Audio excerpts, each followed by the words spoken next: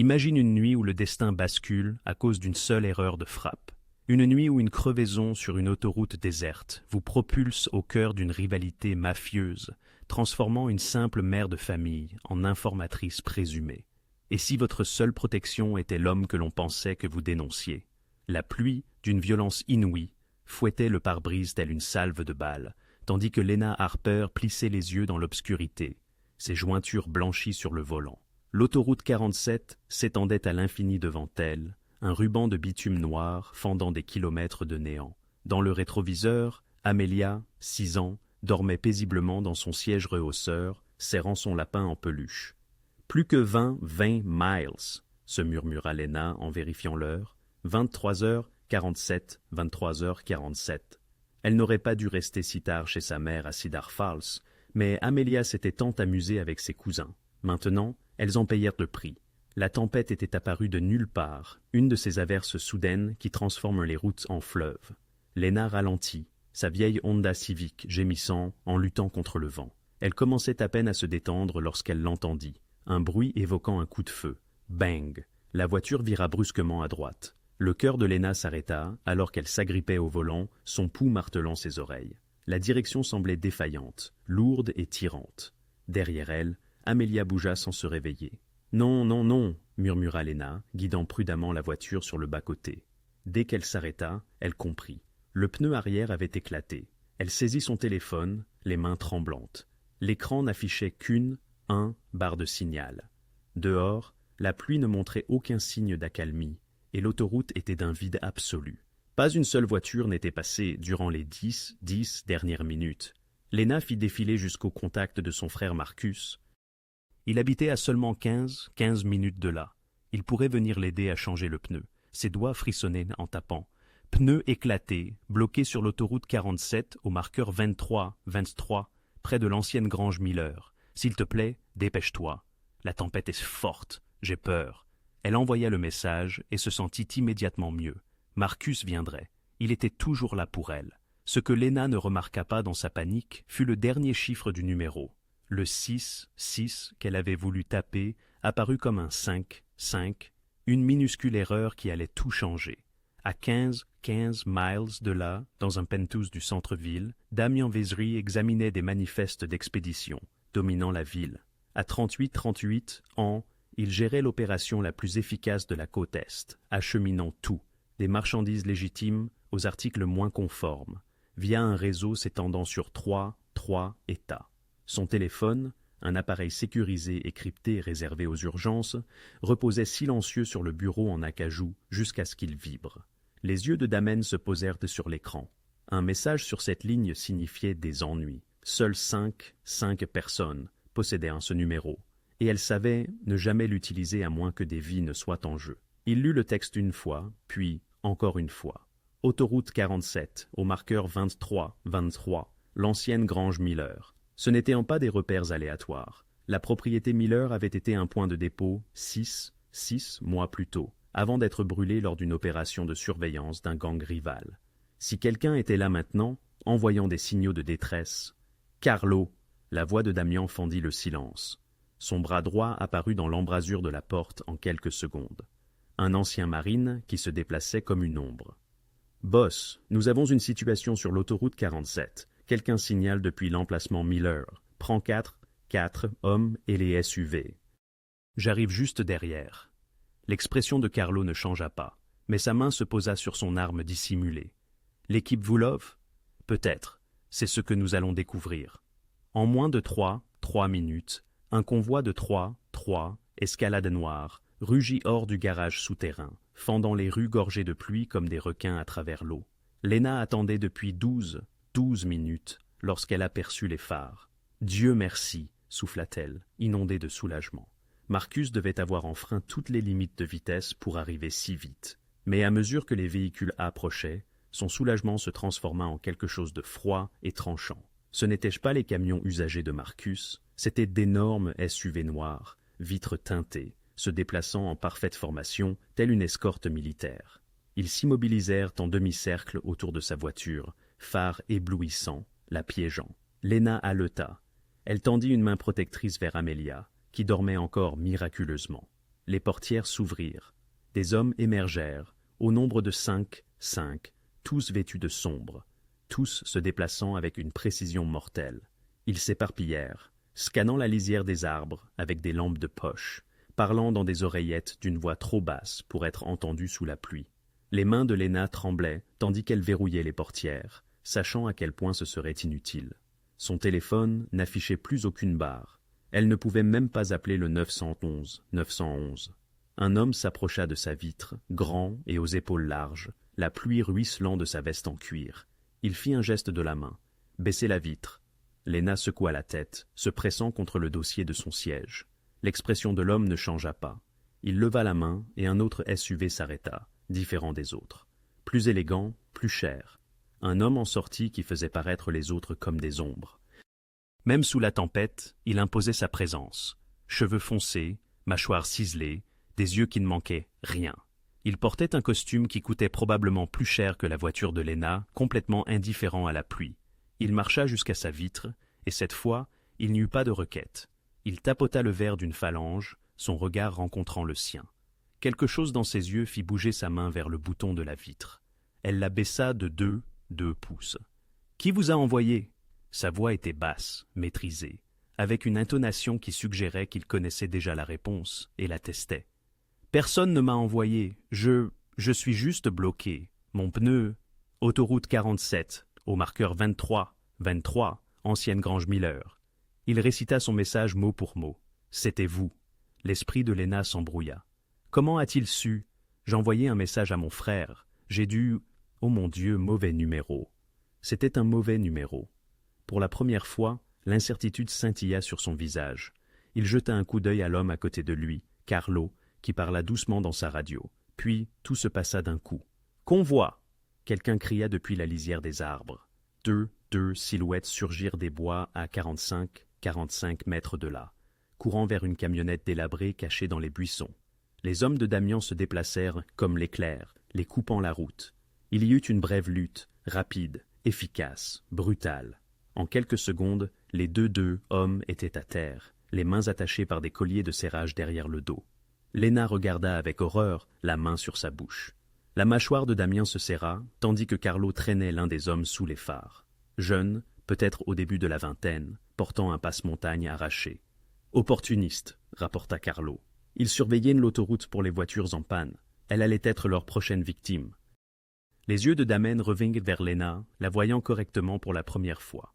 Une femme en uniforme d'infirmière, les yeux fatigués, un enfant endormi à l'arrière. Pas une menace, juste un mauvais endroit, un mauvais numéro, une mauvaise nuit. Mais la radio de Carlo crépita et son expression changea. « Boss, nous avons un problème. » De l'autre côté de l'autoroute, partiellement cachée derrière un support d'autopont, une camionnette grise était garée, ses phares éteints. Au siège du conducteur, un appareil photo muni d'un téléobjectif capturait tout. Léna se tenait à côté des hommes de Damian, éclairés par les phares des SUV, en plein milieu de ce qui ressemblait à une opération criminelle. « L'équipe de Vulkov, » dit Carlo doucement. « Ils nous suivent. » La mâchoire de Damian se serra. Le gang rival avait maintenant des photos de cette femme à leur emplacement, avec ces hommes sur le site exact d'un ancien point de dépôt. Il supposerait qu'elle faisait partie de son réseau, une informatrice, un atout, et la famille Vulkov ne posait pas de questions. Ils éliminaient les menaces. Il regarda Léna, qui le fixait avec une peur grandissante, sentant que quelque chose venait de très mal tourner. « Changez le pneu », ordonna Damian rapidement. Tandis que ses hommes déplaçaient sa voiture, Damen s'approcha de sa vitre. « Quel est votre nom ?»« Léna. Léna Harper. Léna, vous devez m'écouter très attentivement. » Sa voix était calme, mais il y avait une urgence sous-jacente. « Ces hommes de l'autre côté de l'autoroute viennent de vous photographier avec nous. Ils vont supposer que vous travaillez pour moi. Comprenez-vous ce que cela signifie ?» Léna secoua la tête, les larmes lui piquant les yeux. « Cela signifie que vous êtes en danger. À cause d'un mauvais numéro, vous venez de devenir leur cible. » Le pneu de Léna fut changé en moins de 4 minutes. Les hommes de Damian travaillaient avec une efficacité militaire, leurs mouvements rapides et précis. Mais Léna le remarquait à peine. Son esprit était bloqué sur ces mots. « Vous venez de devenir leur cible. Je veux rentrer chez moi, » murmura-t-elle, vérifiant Amelia, qui dormait encore. « S'il vous plaît, je veux juste ramener ma fille à la maison. » Damian l'étudia un long moment, puis hocha la tête. « Nous vous suivrons. Nous nous assurerons que vous arriviez en toute sécurité. » « Non. » La voix de Léna se brisa. « Non, je ne veux pas. Je ne veux rien de tout ça. Je ne veux pas que vous me suiviez. Je veux juste que cette nuit se termine. » « Je comprends. » Le ton de Damian était patient mais ferme. « Mais les hommes dans cette camionnette, ils ne se soucient pas de ce que vous voulez. Ils vous ont vu ici. Ils ont pris des photos. Et tant que je ne pourrai pas les convaincre que vous n'êtes personne, vous avez besoin de protection, que cela vous plaise ou non. » Léna voulait argumenter, mais la peur dans sa poitrine était trop lourde. Elle avait vu le flash de l'appareil photo de l'autre côté de l'autoroute. Elle avait vu comment l'attitude de Damien avait changé à cet instant. « Quelle était votre adresse ?» demanda-t-il. Elle hésita, puis réalisa à quel point il était inutile de refuser. S'il voulait savoir où elle habitait, il le découvrirait. 1247 et 1247 Maple Street, district de Riverside. Damian fit un signe à Carlo, qui relayait l'information dans son oreillette. « Mes hommes garderont leur distance. Vous ne saurez même pas qu'ils sont là. »« Ce n'est pas rassurant, » marmonna Léna, mais elle était trop épuisée pour se battre. Elle démarra sa voiture, les mains tremblantes. Dans son rétroviseur, elle observa les SUV noirs se mettre en formation derrière elle. 2, 2, devant, 1, 1, derrière. Ils traversaient la pluie comme des fantômes, maintenant toujours la même distance. Amelia se réveilla alors qu'elles entrèrent dans les limites de la ville. « Maman, sommes-nous à la maison ?»« Presque, mon bébé, presque. Pourquoi ces voitures nous suivent-elles » La gorge de Léna se serra. Elle progressait simplement dans la même direction. Ce fut un mensonge, et son goût était amer. Jamais auparavant elle n'avait menti à Amelia, du moins pas sur un sujet d'importance capitale. 20 minutes plus tard, Léna arrêta sa voiture devant son domicile. La petite maison comptant deux chambres à coucher, était exactement telle qu'elle l'avait laissée. La lumière du porche était allumée, des jardinières ornaient les fenêtres, et une balançoire rouillée trônait dans le jardin arrière. C'était une maison ordinaire, un refuge sûr. Pourtant, plus rien ne lui semblait sûr dorénavant. Les VUS ne s'engagèrent-ils pas dans son allée. Ils glissèrent devant, s'évanouissant au coin de la rue. Un instant, Léna se permit de croire qu'ils étaient pris réellement partis. Puis, la voiture personnelle de Damian, une berline sombre qu'elle n'avait pas remarquée jusque-là, s'arrêta en face. Il en sortit, scrutant le quartier silencieux de ses yeux perçants et calculateurs.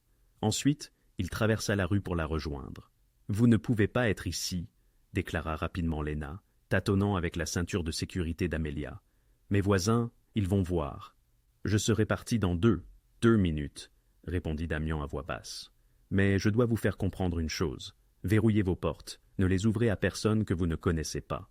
Si vous voyez quoi que ce soit de suspect, n'importe quoi, appelez ce numéro. » Il lui tendit une carte sur laquelle seul un numéro de téléphone était imprimé. Léna la fixa comme si elle pouvait la brûler. « Je ne veux pas de ça. Je ne veux rien de tout ça. » Je sais, pour la première fois, une sorte de regret traversa son visage. « Mais vous êtes dedans maintenant. Je suis désolé. » Il se tourna pour partir, puis marqua une pause. Ses yeux s'étaient bandés fixés sur quelque chose au bout de la rue. Léna suivit son regard. Une camionnette grise était garée 3, maisons plus loin, moteur en marche, phares éteints. La même camionnette que sur l'autoroute. Tout le langage corporel de Damian changea. Sa main glissa à l'intérieur de sa veste, et il parla doucement dans un appareil dissimulé dans son col. « Nous avons de la compagnie, camionnette grise, coin sud-est. Même véhicule que sur la 47. » Le sang de Léna se glaça. « Ils nous ont suivis jusqu'ici. »« Rentrez immédiatement, » dit Damian d'une voix calme. « Prenez votre fille et verrouillez les portes. Ne sortez pas tant que je ne vous aurai pas dit que c'est clair. »« Que comptez-vous faire ?»« Mon travail. » Léna n'eut pas besoin qu'on le lui dise deux fois. Elle souleva Amelia de son siège auto. La petite fille, groggy et confuse, se dépêcha de monter l'allée. Ses mains tremblaient si fort qu'elle eut à peine la force d'introduire la clé dans la serrure. Derrière elle, elle entendit des portières de voitures s'ouvrir, des pas, des voix basses parlant sur un ton bref et urgent. Elle entra et claqua la porte, en tirant le verrou. Par la fenêtre avant, elle observa Damian marcher calmement vers la camionnette grise, flanquée de deux de ces hommes apparus de nulle part. Le moteur de la camionnette vrombissait, mais deux VU noirs bloquaient ses voies de sortie, l'encerclant comme il l'avait fait avec elle sur l'autoroute. « Maman, j'ai peur !» Amelia enfouit son visage dans l'épaule de Léna. « C'est bon, ma chérie, tout va bien. » Encore un mensonge. Il s'accumulait ce soir. L'impasse dura moins d'1 minute. Les portes de la camionnette grise restèrent de closes, mais Léna pouvait distinguer des ombres bougeant à l'intérieur. Puis, lentement, la camionnette recula, trouva un interstice entre deux VUS et s'éloigna en trombe. Damian la regarda filer, puis se tourna pour fixer directement la fenêtre de Léna. Même à cette distance, elle pouvait percevoir la tension de sa mâchoire. Il sortit son téléphone, et quelques secondes plus tard, celui de Léna vibra. Un SMS d'un numéro inconnu. « Ils savent où vous habitez. Je poste des hommes autour de votre pâté de maison ce soir. Vous ne les verrez pas, mais ils seront là. Essayez de dormir. Nous réglerons ça demain. » Les mains de Léna tremblaient en tapant sa réponse. « Comment est-ce arrivé? J'ai juste envoyé un SMS au mauvais numéro. » Sa réponse arriva rapidement. « Parfois, il suffit de si peu pour que tout bascule. Je regrette que vous soyez mêlé à tout cela. » Elle observa à travers la fenêtre son retour à sa voiture. Mais au lieu de partir, il resta garé de l'autre côté de la rue, une silhouette sombre derrière des vitres teintées. Léna transporta Amelia à l'étage, l'habilla de son pyjama et la borda. Elle lui chanta la berceuse habituelle, l'embrassa sur le front et lui promit que tout irait bien le matin. Puis elle redescendit et s'écroula sur le canapé, toujours vêtue de ses blouses, encore imprégnée de l'odeur de la pluie et de la peur. Dehors, la voiture de Damian demeurait, un gardien silencieux, ou bien un rappel qu'elle était désormais prisonnière d'un monde qu'elle ne comprenait pas. Son téléphone vibra à nouveau. Un autre SMS du même numéro inconnu. « Un de mes hommes sera sur votre Porsche. Il s'appelle Marcus. Il ne vous dérangera pas, mais il veillera jusqu'à l'aube. Essayez de vous reposer. » L'ironie ne lui échappa pas. Marcus, le même prénom que son frère, celui à qui elle avait voulu envoyer le message au départ. Léna se blottit sous une couverture et fixa le plafond, sachant que le sommeil ne viendrait pas. De l'extérieur, elle entendit une portière de voiture se fermer doucement, puis des pas sur son Porsche, le frottement discret de quelqu'un qui prenait position. Sa vie était simple 12 heures plus tôt. Travail, Amelia, facture, et le cycle recommençait. Ennuyeuse, prévisible, sûre. Maintenant, un chef de la mafia était garé de l'autre côté de sa rue et des hommes armés gardaient bien sa maison. Tout cela à cause d'une erreur de numéro, d'un seul chiffre qui avait tout changé. Léna ne dormit pas. Elle somnolait par intervalles de 20 minutes, se réveillant en sursaut au moindre bruit. Une voiture qui passait, des branches qui frottaient la fenêtre, les bruits de la maison qui se posaient. Au lever du jour grisâtre, elle se sentait vidée, ne tenant que par le café et l'anxiété. À 6h30 du matin, elle entendit des pas sur son Porsche, des pas s'éloignant, un moteur de voiture qui démarrait, puis qui s'estompait dans le lointain. Le gardien, Marcus, ou quel que fût son vrai nom, était parti avec le soleil. Elle vérifia son téléphone. Aucun nouveau message. Une partie d'elle avait espéré que tout cela ressemblerait à un mauvais rêve à la lumière du jour. Ce ne fut pas le cas. « Maman, je peux avoir les pop-tarts aux fraises ?» Amelia apparut dans l'embrasure de la cuisine, traînant son lapin en peluche. « Bien sûr, ma chérie. » Léna força la joie dans sa voix. « Va d'abord te brosser les dents. » Bon, la normale. Elle devait garder tout normal pour Amelia. Cela signifiait la routine de l'école. Elle ne pouvait pas laisser une enfant de 6 ans la voir s'effondrer. Mais en préparant le déjeuner d'Amelia, ses mains ne cessèrent de trembler. L'école primaire Pinewood n'était qu'à 10 minutes de route. Léna avait parcouru cet itinéraire 1 millier de fois, connaissait chaque feu de circulation, chaque passage piéton. Mais ce matin, chaque voiture derrière elle semblait être une menace. Chaque piéton sur le trottoir faisait monter son pouls. « Tu es paranoïaque », marmonna-t-elle pour elle-même. « Personne ne te suit. » Puis elle aperçut le VUS noir 3, voiture derrière, maintenant la même allure, le même modèle que la nuit dernière. Ses phalanges blanchirent sur le volant. « Maman, tu conduis bizarrement », observa Amelia depuis le siège arrière. « Juste fatiguée, ma chérie. » Le VUS les suivit jusqu'à l'école. Lorsque Léna entra dans la zone de dépose, il se gara de l'autre côté de la rue, moteur tournant au ralenti. Le cœur de Léna battait la chamade alors qu'elle aidait Amelia à sortir de la voiture.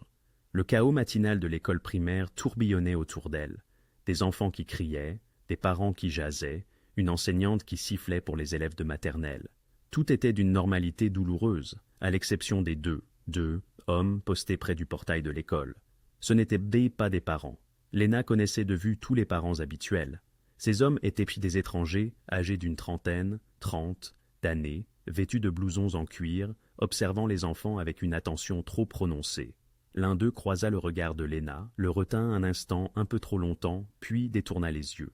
la glace envahit ses veines. « Viens, ma chérie. » Elle serra la main d'Amelia plus fort que nécessaire. « Allons te déposer à l'intérieur. »« Aïe, maman, tu me fais mal. »« Pardon, pardon. » Léna desserra sa prise, mais ne la lâcha pas. Elle accompagna Amelia jusqu'à la porte de sa classe, chose qu'elle n'avait pas faite depuis la première semaine d'école. Madame Patterson, l'enseignante d'Amelia, leur sourit. « Bonjour Amelia, nous commençons notre projet papillon aujourd'hui. »« Vraiment ?» Le visage d'Amelia s'illumina. Les événements de la nuit précédente déjà oubliés, comme seuls les enfants savaient le faire. « Vraiment ? Va déposer ton sac à dos dans ton casier. » Alors qu'Amelia sautillait à l'intérieur, Madame Patterson baissa la voix. « Tout va bien ? Vous avez l'air épuisé. »« Longue nuit, » réussit à articuler Léna.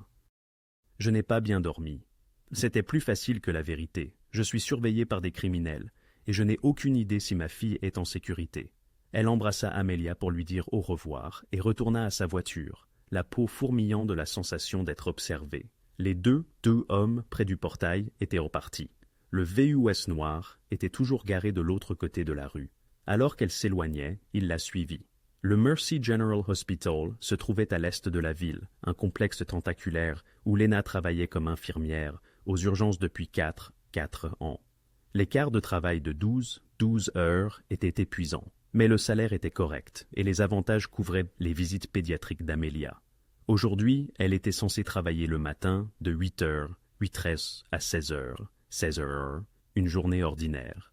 Mais en arrivant au parking du personnel, elle aperçut un autre VUS noir garé dans la section des visiteurs.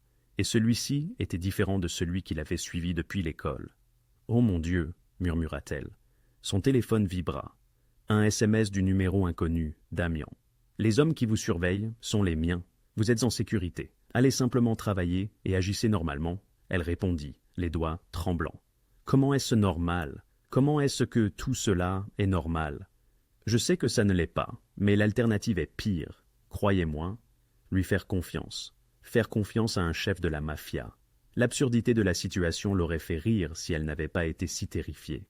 Léna attrapa son sac à main et se dirigea vers l'intérieur, glissant son badge d'identification à l'entrée du personnel. L'odeur familière d'antiseptique de l'hôpital la calmait habituellement, mais aujourd'hui, elle la rendait nauséeuse. « Léna, Dieu merci, vous êtes là !»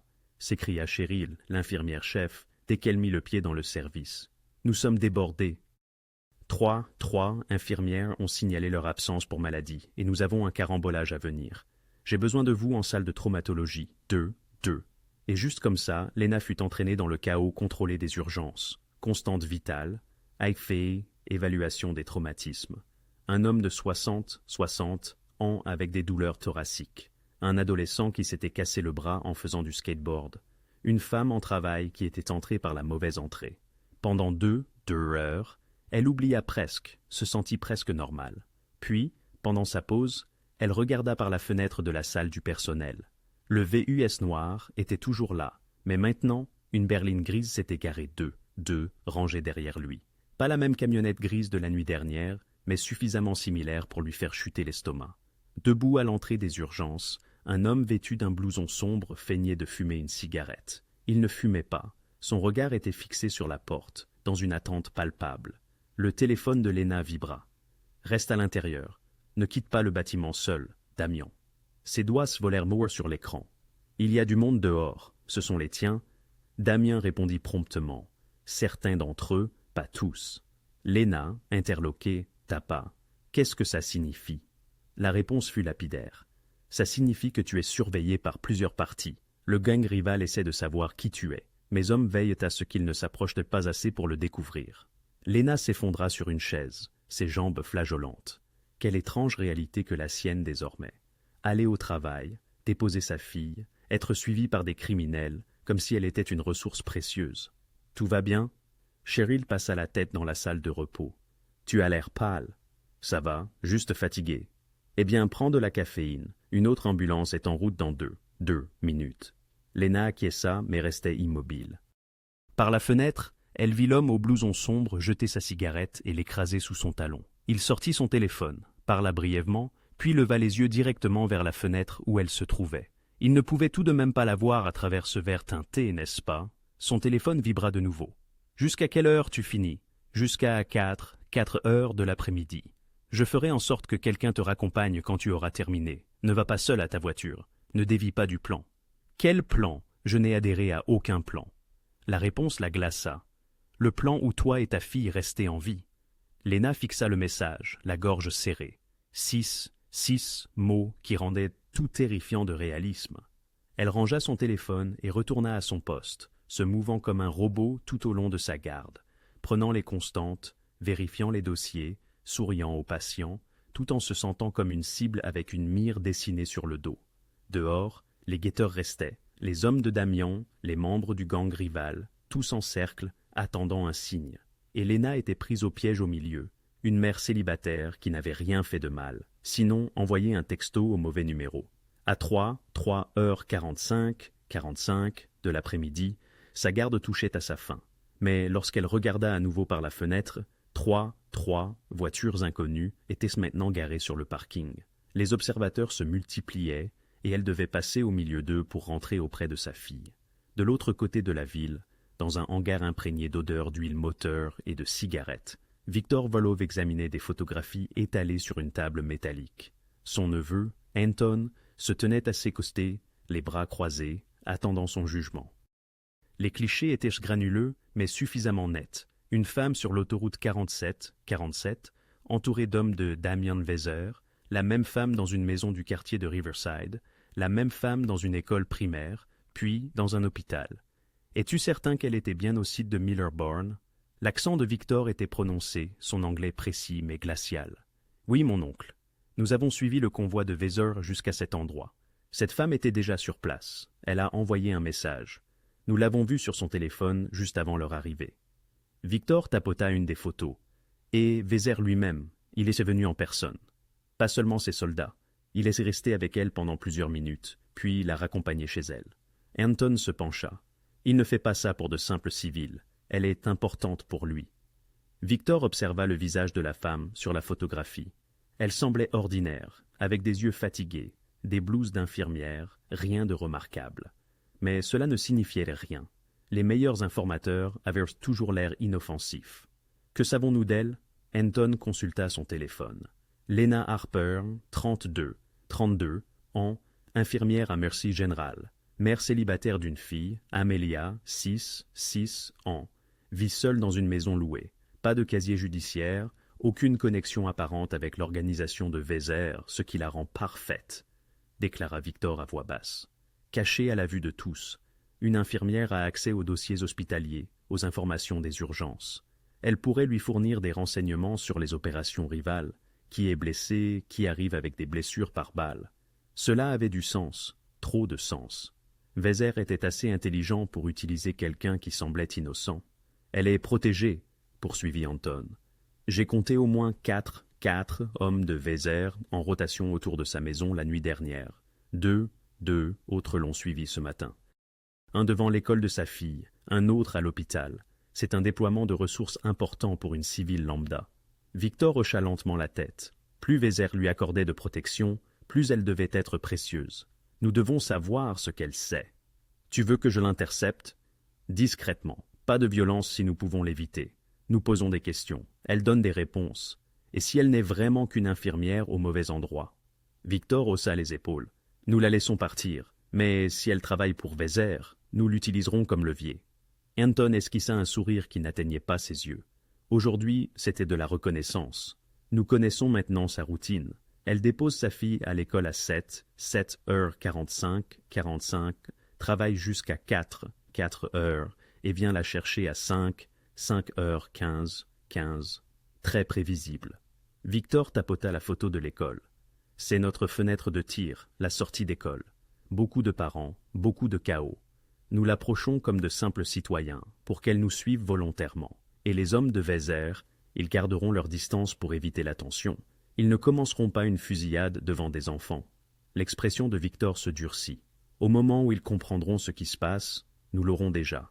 À 3 pâtés de maison de l'hôpital, Carlos était assis dans une berline banalisée, observant l'équipe de surveillance du gang rival à travers des jumelles. Ils étaient maintenant trois, changeant de position, prenant des photos, documentant chaque mouvement de Lena. Son oreillette crépita. « Ils deviennent plus audacieux, chef. » La voix de Damian se fit entendre, calme mais tendue. « Je sais, Victor n'est pas stupide. Il pense qu'elle est un atout. Mais elle ne l'est pas. C'est juste une civile qui a eu de la malchance. Peu importe ce qu'elle est. Ce qui importe, c'est ce qu'il pense qu'elle est. » Il y eut une pause. À quelle distance s'approchaient-ils? Trop près, l'un d'eux a essayé de la suivre à l'intérieur de l'hôpital. J'ai demandé à Marcus de l'arrêter à l'entrée, faisant passer ça pour un accident. Mais il ne recule pas. Damian jura doucement. Ils établissent un profil, apprennent sa routine. Exactement, ce qui signifie qu'ils préparent quelque chose. Carlo vit un des membres du gang rival prendre une autre photo de l'entrée de l'hôpital. Ce n'étaient plus de simples observateurs, c'était de la planification opérationnelle. « Que veux-tu que je fasse ?» demanda Carlo. « Reste sur eux, n'engage pas le combat sauf s'ils passent à l'action, et double la surveillance à l'école de sa fille. Si Victor est intelligent, et il l'est, il frappera pendant la dépose ou la reprise. Chaos maximal, couverture maximale. Tu veux que je la prévienne? Elle est déjà terrifiée. Lui dire qu'il prévoit de l'enlever ne fera qu'empirer les choses. » La frustration de Damian transparaissait. « Garde-la juste en sécurité. C'est tout ce que nous pouvons faire pour l'instant. » Carlo raccrocha et se prépara pour une longue veille. C'était la partie de son travail qu'il détestait. Attendre que l'autre camp fasse son coup, sachant que ça allait arriver, mais sans savoir quand. À l'intérieur de l'hôpital, Lena ignorait que deux groupes d'hommes échafaudèrent un plan autour d'elle, comme si elle était une pièce d'échecs. À 4 heures de l'après-midi, Lena pointa. Ses mains tremblaient encore, vidées d'adrénaline après un cas traumatique. Un ouvrier du bâtiment tombait de 3 étages. Il avait survécu, mais de justesse. Elle se sentait épuisée, d'une manière qui dépassait le physique. Cheryl l'interpella à la sortie du personnel. « Tu es sûre que ça va? Tu as été nerveuse toute la journée. »« Je vais bien, j'ai juste besoin de rentrer à la maison. »« Eh bien, repose-toi, tu as l'air sur le point de t'effondrer. » Lena acquiesça et poussa la porte, puis se figea. Un homme se tenait directement sur son chemin, blouson sombre, visage impassible, main posée sur sa ceinture d'une manière qui suggérait une arme dissimulée. « Madame Harper !» Ce n'était pas une question. « Je m'appelle Marcus. Monsieur Vézère m'a envoyé pour vous accompagner à votre voiture. » Son cœur tambourinait. « Je peux marcher jusqu'à ma voiture seul. Je sais, mais vous ne le ferez pas seul. » Ses yeux scannèrent sur le parking. « Restez près de moi. Ne vous arrêtez pour personne. Et montez vite dans votre voiture. Compris ?» L'autorité calme dans sa voix était d'une certaine manière plus terrifiante qu'une menace. Lena hocha la tête, muette. Ils traversèrent le parking ensemble. Marcus se positionna entre elle et les autres voitures, son langage corporel criant la sécurité professionnelle. Lena sentait tous les regards sur eux, réels ou imaginaires. Elle monta dans sa Honda, les mains tremblantes. Marcus attendit qu'elle démarre le moteur, puis parla à travers sa fenêtre à moitié ouverte. Deux voitures vous suivront. Restez calme, conduisez normalement. Ne vous arrêtez nulle part, sauf à l'école et à la maison. C'est insensé, murmura Lena. Oui, madame, ça l'est, mais ça vous maintient en vie. Il recula. Allez, votre fille vous attendra. Lena sortit du parking, observant dans son rétroviseur un SUV noir s'insérer derrière elle. Plus loin, elle aperçut la berline grise. Le gang rival, supposait-elle maintenant. Et derrière, un autre des véhicules de Damian. Elle était au centre d'un convoi qu'elle n'avait jamais demandé, se dirigeant pour récupérer sa femme à l'école, tandis que des criminels tournaient comme des requins. « C'est ma vie maintenant, » dit-elle à la voiture vide. « C'est vraiment ma vie. » Son téléphone vibra. Un autre texto de Damian. « Demain sera plus difficile. Il prépare quelque chose. Reste vigilante à la sortie de l'école. Mes hommes seront proches, mais tu dois être prête. » Prête pour quoi? Pour leur action. L'estomac de Lena se serra. Elle avait 1h15, 15 minutes avant la sortie d'école. 1h15, 15 minutes, pour se préparer à quelque chose qu'elle ne comprenait pas, pour protéger sa fille d'un danger qu'elle ne pouvait pas voir. Tout ça à cause d'un seul mauvais message, un seul chiffre qui avait placé une cible sur leurs deux dos. Le lendemain après-midi, Lena pénétra sur le parking de l'école primaire Pinewood 15 minutes en avance. Ses paumes étaient moites de sueur sur le volant, malgré la fraîcheur de l'air d'octobre. Elle n'avait pratiquement pas dormi. Chaque craquement de la maison la faisait sursauter, sachant que quelqu'un, Marcus ou un autre homme de Damian, veillait dehors dans le noir. « Reste vigilante à la sortie de l'école. Il prépare quelque chose », avait prévenu le message de Damian. Elle scruta le parking. Tout semblait normal. Des parents assis dans leur voiture, consultant leur téléphone. quelques arrivants précoces discutant près de l'aire de jeu. La femme du passage cloutait, ajustant son panneau stop. Mais Léna avait appris à scruter au-delà des apparences. Là, un SUV noir garé le long de la rue, moteur en marche, il appartenait à Damian. Et un peu plus loin, 2 voitures après la sienne, un homme seul dans une Nissan, feignant de lire un journal. Ça ne va pas. Tout est faux. Son téléphone vibra. Nous les voyons, 2 véhicules pour des hommes. Restez dans votre voiture jusqu'à ce que la cloche sonne. N'approchez personne qui vous aborde en premier. Damian. Le cœur de Léna battait à tout rompre. Elle répondit rapidement. Et s'ils essaient de prendre Amelia? Ils ne le feront pas. Trop de témoins. C'est vous qu'ils veulent, pas elle. Mais si un incident survient, rejoignez votre voiture et partez. Ne vous arrêtez pas. Mes hommes géreront le reste. La cloche sonna à 17h15. Une vague d'enfants déferla, accompagnée de sacs à dos et de bruit. Léna s'obligea à attendre, à respirer, à adopter l'attitude de n'importe quel autre parent venu chercher son enfant. Elle vit la classe d'Amelia sortir, Madame Patterson les guidant vers la zone désignée. Amelia riait à une plaisanterie de son amie Madison, son projet de papillon serré à 2 mains. Normal, magnifique, innocent. Léna sortit de sa voiture. C'est alors qu'elle les aperçut. 2 hommes en costume traversaient le parking. Ils avaient l'air officiels, chemise impeccable, cravate, badge accroché à leur ceinture. L'un était grand et élancé. L'autre, plus trapu, avait une coupe en brosse sévère. Ils avançaient avec détermination, balayant la foule du regard. Plusieurs parents les observèrent nerveusement. La présence policière à l'école semait toujours le malaise. L'homme le plus grand repéra Léna, établit un contact visuel direct et commença à marcher vers elle. L'instinct de Léna hurlait. « Fuis !» Mais elle était pétrifiée. Des parents, des enfants partout. Que pouvait-il faire devant tant de monde? Madame Harper? L'homme grand s'arrêta à quelques pas, son expression professionnellement neutre. Il sortit un badge, un écusson doré, d'apparence officielle. « Je suis le détective Morgan. Voici le détective Pierce. Nous avons besoin de vous parler un instant. » Le badge semblait authentique. Tout chez eux avait l'air vrai. À propos de quoi? La voix de Léna sonna plus stable qu'elle ne l'était. Nous avons reçu des signalements d'activités suspectes autour de votre résidence. Pour votre sécurité et celle de votre fille, nous aimerions que vous veniez au poste répondre à quelques questions. Le sourire du détective Morgan était poli, rassurant. Cela ne prendra que quelques minutes. Je ne comprends pas. Quel genre d'activité suspecte? Nous préférerions en discuter dans un endroit plus privé. Le trapu, Pierce, s'avança, se plaçant subtilement de manière à masquer sa vue des autres parents. Votre fille peut attendre avec Madame Patterson. Cela ne prendra pas longtemps. Quelque chose dans sa manière de bouger donna des frissons à Léna. Trop proche, trop insistant. Je voudrais appeler mon avocat d'abord. Madame, vous n'êtes pas en état d'arrestation. Nous avons juste quelques questions à vous poser. Le ton de Morgan resta amical, mais sa main se posa sur son coude. Si vous pouviez juste venir avec nous jusqu'à notre véhicule, ne me touchez pas. Léna retira son bras d'un geste sec. C'est alors que les choses s'accélérèrent. Un autre homme surgit entre 2 voitures garées, plus jeune, vêtu d'une veste en cuir, sans aucune tentative de ressembler à un détective. Il tendit la main vers l'autre bras de Léna. « Madame Harper, s'il vous plaît, ne faites pas de scène. Laissez-moi !» La voix de Léna porta à travers le parking. Les parents se retournèrent pour fixer la scène. Puis quelqu'un s'interposa. Marcus, le garde de Damian croisé à l'hôpital. Il apparut si brusquement qu'il sembla surgir de nulle part, sa main se refermant sur le poignet de l'homme à la veste en cuir. Elle a dit « Ne la touchez pas, c'est une affaire de police. » Morgan tendit à nouveau la main vers son badge, mais Marcus ne le regarda même pas. « Ce badge est faux, et vous, messieurs, devez partir maintenant. » 2 autres hommes de Damian émergèrent du SUV noir, traversant le parking avec une rapidité effrayante. Les parents saisirent leurs enfants, reculant.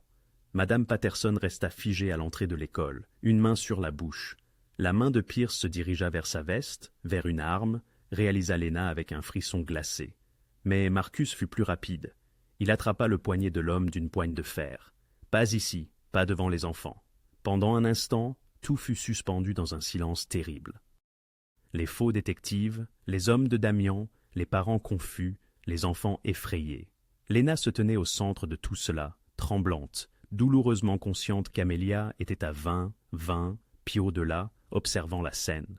Puis une nouvelle voiture entra sur le parking, une élégante berline noire qui imposait le respect par sa seule présence. Damian en sortit. Il ne se pressa pas, ne courut pas, se contenta de traverser le bitume avec la confiance sereine d'un homme qui savait que tous l'attendaient. Les faux détectives le reconnurent immédiatement. Léna le vit à la manière dont leurs expressions changèrent, le masque d'autorité professionnelle, se fissurant pour révéler quelque chose de plus dur. « Messieurs », la voix de Damian était calme, presque conversationnelle, mais elle traversa le parking comme une lame. « Je crois que la dame vous a demandé de partir. » Le détective Morgan se raidit, tentant de retrouver une forme d'autorité. « Cela ne vous concerne pas. »« En fait, cela me concerne beaucoup. » Damian s'arrêta à quelques pas, les mains dans les poches, complètement détendu. « Vous harcelez une civile devant des enfants dans une école primaire. C'est du travail bâclé. Anton. » Le détective Pierce à la coupe en brosse se hérissa en entendant son vrai nom. « C'est votre informatrice, ne jouez pas. C'est une infirmière qui a envoyé un message au mauvais numéro. » Les yeux de Damian étaient froids. « Mais votre oncle s'est convaincu du contraire. Nous nous retrouvons donc dans cette situation embarrassante, où vous tentez d'enlever une femme innocente devant l'école de sa fille. Nous n'allions pas, ne m'insultez pas. » La température dans la voix de Damian chuta de 20 degrés. « Je sais exactement ce que vous faisiez, et cela se termine maintenant. » La main d'Anton tressaillit à nouveau vers sa veste. Marcus et les autres gardes se tendirent, prêts. « Vous voulez vraiment commencer quelque chose ici ?» Damien fit un geste vers la foule de parents qui filmaient avec leur téléphone. Devant des témoins, devant des enfants, cela attirerait tous les policiers de la ville sur nous tous. Il avait raison. Anton le savait. Ils le savaient tous. « Dites à Victor que je suis prêt à parler. » Damien continua, sa voix gardant ce calme mortel. « Mais si vous l'approchez, elle ou sa fille à nouveau, nous ne serons plus dans la discussion, compris ?» Le face-à-face se prolongea pendant 5 secondes, qui parurent 1 heure. Puis Anton recula, fit signe à ses hommes. « Ce n'est pas fini. »« Non », Damian acquiesça. « Mais c'est fini pour aujourd'hui. » Les faux détectives regagnèrent de leur véhicule, non pas les voitures de police que Léna attendait, mais des berlines banalisées, et partirent lentement, délibérément, faisant clairement savoir qu'ils choisissaient de s'en aller. Les genoux de Léna fléchirent. Marcus lui attrapa le bras, la maintenant debout. « Amelia, » halta-t-elle, « j'ai besoin de... Ramenez votre fille, rentrez chez vous. » Damian tournait déjà les talons. « Mes hommes vous suivront. Nous devons parler, mais pas ici, pas maintenant. » « Que se passe-t-il » Madame Patterson accourut, le visage pâle. « Dois-je appeler la police ? La vraie police ? » « Non, » dit Damian fermement, puis adoucit son ton. « Il y a eu un malentendu, c'est résolu. » Il retourna à sa voiture et en quelques secondes, il était parti. Léna tituba vers Amelia, qui pleurait maintenant, effrayée par le tumulte. Elle serra sa fille dans ses bras, la serrant fort. « Maman, qui était mes hommes ? Pourquoi criaient-ils ? C'est bon, ma chérie, tout va bien maintenant. » Un autre mensonge, car rien n'allait bien. Ils venaient d'essayer de l'enlever en plein jour, devant tout le monde. Et demain, il recommencerait. Léna ne rentra pas chez elle. Elle ne le pouvait pas. Marcus le fit clairement comprendre en ouvrant la portière de sa voiture sur le parking de l'école. « Madame Harper, Monsieur Vézery a besoin de vous voir ce soir. Il n'est pas sûr de retourner chez vous. Je dois ramener ma fille. Elle est terrifiée. C'est précisément pour cela que vous devez venir avec nous. » Sa voix était douce, mais inflexible. « Ils savent où vous vivez. Ils ont essayé de vous prendre en public. Pensez-vous qu'ils n'essaieront pas à nouveau quand il fera nuit et calme ?» Léna regarda Amelia, qui serrait toujours son projet de papillon, les yeux rougis par les pleurs. Elle pensa à sa petite maison, avec ses jardinières fleuries et sa balançoire rouillée. Elle pensa à la vie qu'elle avait construite après le départ du père d'Amelia. La vie normale, sûre, prévisible. Cette vie était terminée. Où allons-nous ? Quelque part de sécurisé, quelque part où ils ne pourront pas vous atteindre. 26 minutes plus tard, la Honda de Léna suivait le SUV de Marcus hors de la ville, vers les collines où les maisons cédaient la place à des propriétés cachées derrière des murs de pierre et des grilles en fer. Amelia s'était endormie sur le siège arrière, épuisée par la peur et la confusion. Ils tournèrent sur une route privée, passèrent un portail sécurisé qui s'ouvrit automatiquement, et s'arrêtèrent devant une vaste maison moderne qui semblait tout droit sortie d'un magazine d'architecture, tout de verre et d'acier, aux angles vifs, entourée de forêts. « C'est une maison sécurisée ?» demanda Léna, tandis que Marcus lui ouvrait la porte. « L'une d'entre elles. Monsieur Vézery possède plusieurs propriétés. Celle-ci est la plus sécurisée. » Il fit un geste vers l'entrée. « Venez, il nous attend. » À l'intérieur, la maison était tout aussi impressionnante. Haut plafond, mobilier minimaliste, œuvres d'art coûteuses aux murs. mais Léna le remarqua à peine. Elle était trop occupée à porter Amelia, trop occupée à essayer de ne pas s'effondrer.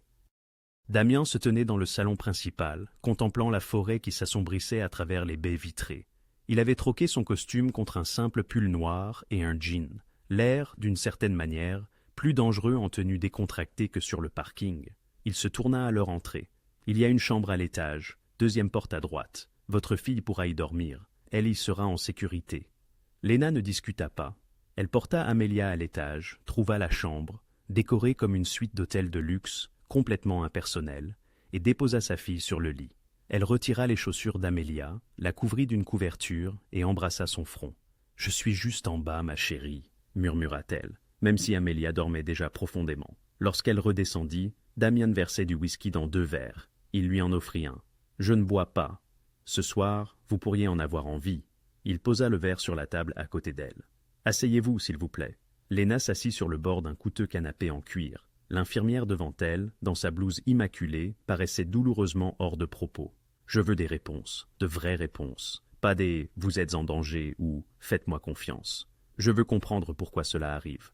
C'est une demande légitime, concéda Damien en s'asseyant en face d'elle, l'expression grave. Il y a 2 nuits, vous avez envoyé un SMS à ce que vous pensiez être le numéro de votre frère. Une erreur d'un chiffre. Ce numéro, c'était le mien. Plus précisément, une ligne d'urgence cryptée que j'utilise pour mon organisation. Votre empire criminel, j'imagine. La voix de Léna était dépourvue de toute émotion. Oui, répondit-il sans ciller. Je dirige une opération qui transporte des marchandises le long de la côte Est. Certaines sont légales, la plupart ne le sont pas. J'ai des ennemis, des gens qui convoitent ce que je possède, ou qui veulent me voir disparaître.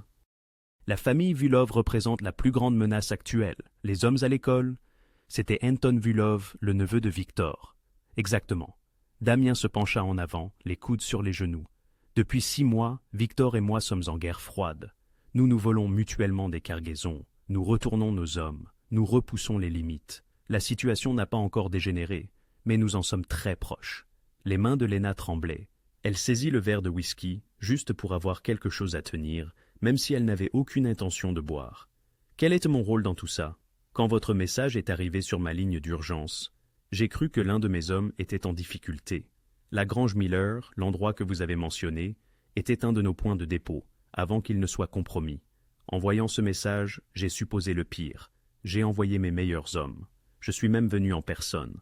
Et les Vulov étaient là, toujours en embuscade. Ils me suivent partout, à la recherche de faiblesses, d'opportunités. Ils vous ont vu avec moi, avec mes hommes, sur un lieu lié à mes opérations. Ils ont pris des photos, sa mâchoire se serra, et ils ont tiré une conclusion, logique de leur point de vue. Vous travaillez pour moi. Une infirmière, sans casier judiciaire, sans lien apparent avec mon monde. La couverture idéale pour une informatrice. Quelqu'un qui pourrait transmettre des informations sans éveiller les soupçons. Des dossiers hospitaliers, des rapports de police, tout ce qui parvient à leurs oreilles. Il croisa son regard. Ils pensent bien que vous me transmettez des renseignements depuis des mois. Léna se sentit nauséeuse. Mais ce n'est pas vrai. Je ne vous connais même pas. Je le sais, vous le savez, mais Victor Vulov, Damien secoua la tête. Il est convaincu que vous êtes un atout, et les atouts sont précieux. Alors, il va soit tenter de vous retourner contre moi, de vous interroger pour obtenir des informations, soit vous éliminer pour m'envoyer un message. C'est insensé! La voix de Léna se brisa. Je suis une mère célibataire. Je travaille 12 heures par jour. Je prépare des déjeuners et j'aide aux devoirs. Je ne fais pas partie de ce monde. Vous en faites partie maintenant, déclara Damien, sa voix calme mais ferme, à cause d'un numéro mal composé, parce que vous étiez au mauvais endroit au mauvais moment, parce que j'ai répondu à votre message et qu'il regardait. Donc, c'est votre faute. La colère déferla à travers la peur de Léna. Vous m'avez fait ça, à moi, à ma fille. Oui, il ne se défendit pas, ne chercha pas d'excuses. C'est ma faute. Vous êtes en danger à cause de moi, à cause de mon monde, de mes ennemis, de mes erreurs, et j'en suis désolé. Cette excuse l'a pris au dépourvu. Elle s'attendait à des faux fuyants, à des justifications, à tout sauf à un simple aveu de culpabilité. « Désolé ne règle rien, » dit-elle, la voix pleine d'émotion. « Désolé ne les fera pas arrêter de me pourchasser. »« Non, mais une protection pourrait le faire, » répondit Damien en se levant pour s'approcher de la fenêtre. « Je peux assurer votre sécurité, celle de votre fille aussi, mais vous devez rester ici, dans l'une de mes propriétés, jusqu'à ce que je puisse convaincre Victor que vous n'êtes personne, que vous êtes simplement une civile prise dans le feu croisé. Combien de temps cela prendra-t-il? Je ne sais pas. Des jours, peut-être des semaines. Des semaines? Lena bondit sur ses pieds. J'ai un emploi, Amelia à l'école. Je ne peux pas juste disparaître. Vous ne pouvez pas retourner à votre vie normale pour l'instant, pas sans risque. Damien se tourna pour lui faire face. Aujourd'hui, ils ont essayé de vous enlever à la sortie de l'école de votre fille. Demain, ils pourraient ne pas être aussi courtois. Ils pourraient attendre que vous soyez seul, ou ils pourraient ne pas attendre du tout. Les jambes de Lena fléchirent. Elle s'écroula sur le canapé, le verre de whisky serré dans ses deux mains. « Je ne peux pas vivre comme ça, » murmura-t-elle. « Je ne peux pas élever ma fille en me cachant, entourée de criminels, craignant toujours le pire. Je le sais, et c'est pourquoi je vais mettre fin à cela rapidement. » La voix de Damien devint ferme. « Mais en attendant, vous devez être partout où ils ne peuvent pas vous atteindre, partout où ils ne peuvent pas vous faire de mal, ou vous utiliser contre moi. » Pourquoi? Lena leva les yeux vers lui. « Pourquoi vous en souciez-vous? Vous ne me devez rien. Je ne suis personne pour vous. » Un long silence plana. Quand Damien parla, sa voix était plus douce qu'auparavant. « Parce que c'est ma faute. Parce que vous et votre fille méritez mieux que d'être des dommages collatéraux dans la guerre de quelqu'un d'autre. Et parce que... » Il fit une pause. « J'ai déjà assez de sang sur les mains.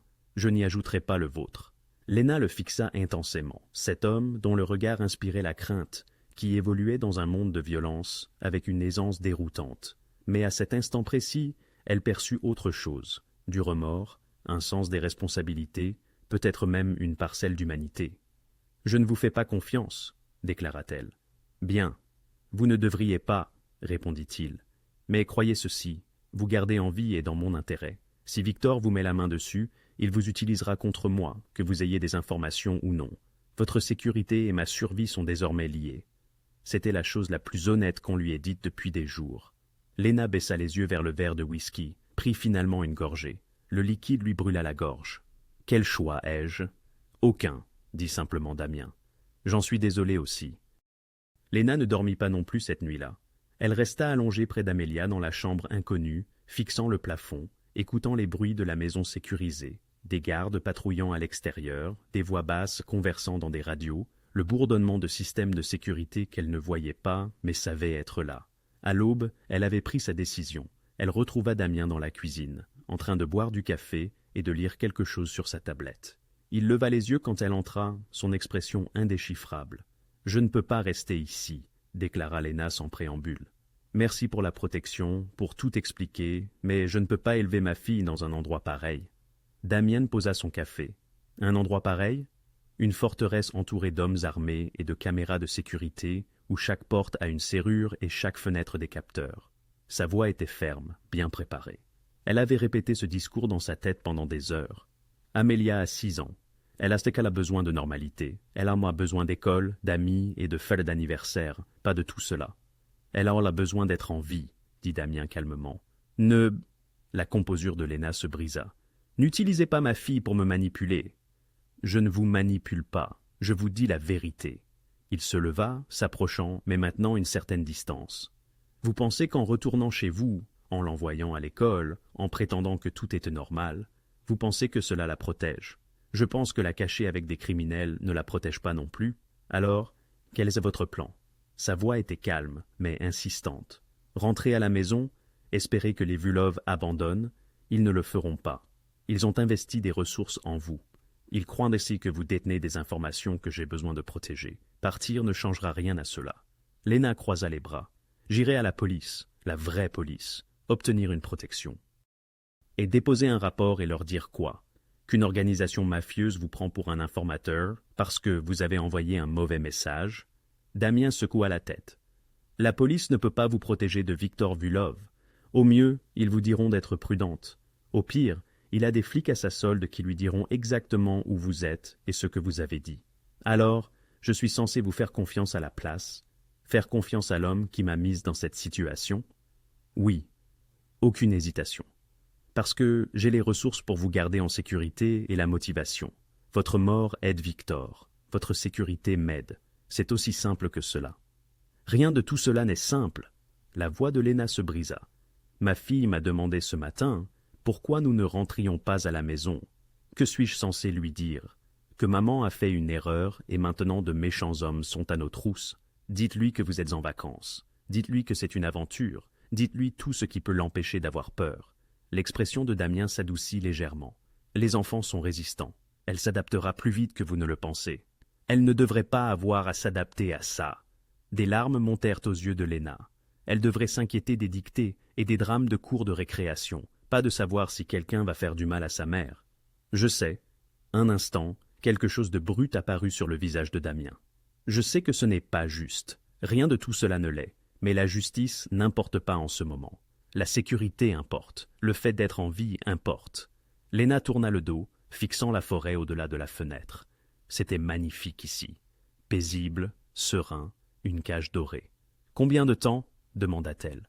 Combien de temps avant que tout cela ne soit fini? Je ne sais pas. Victor doit être convaincu que vous n'êtes personne. Cela nécessite soit une preuve, soit... Il fit une pause. D'autres formes de persuasion. Qu'est-ce que cela signifie? Cela signifie que je dois faire en sorte que le coût de vous poursuivre soit plus élevé que le bénéfice. Lui faire comprendre que vous ne valez pas les ressources qu'il y consacre. Léna se retourna pour lui faire face. Et s'il ne vous croit pas? La mâchoire de Damien se serra. Alors, cela se terminera autrement. Par la violence? Oui. Au moins, il était honnête. Léna devait lui accorder ça. Il n'enrobait pas les choses. Il ne faisait pas semblant que ce monde était autre chose que ce qu'il était. « Je veux des garanties, » dit-elle finalement. « Si je reste ici, je veux des garanties concernant ma fille. Nommez-les. Aucune arme autour d'elle. Aucune. Peu importe si vos hommes sont armés, mais pas là où elle peut les voir, pas là où elle peut poser des questions. » Damien hocha la tête. « C'est fait. Elle a besoin d'activités, des livres, des jeux, quelque chose pour l'occuper. Elle ne peut pas rester assise dans une pièce pendant des jours. Marcus lui apportera tout ce dont vous avez besoin. Des jouets, du matériel artistique, tout ce que vous voulez. Et je veux des nouvelles tous les jours. Je veux savoir ce qui se passe, ce que vous faites pour arranger ça. Plus de surprises. Acceptez. » Léna inspira profondément. « Et quand tout ça sera terminé, vraiment terminé, nous partirons.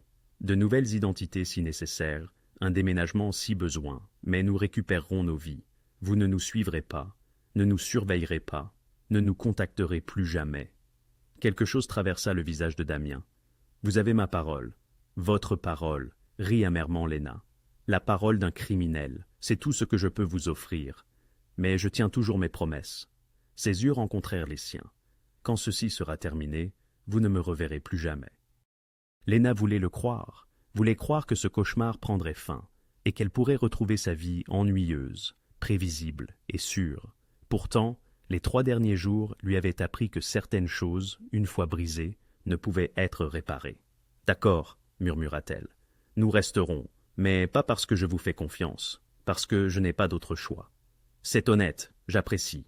Encore une chose. » La voix de Léna se durcit. « S'il arrive quoi que ce soit à ma fille à cause de cela, à cause de vous, je me moque du type d'opération que vous dirigez ou du nombre d'hommes que vous avez. Je trouverai un moyen de vous le faire payer, comprenez ?»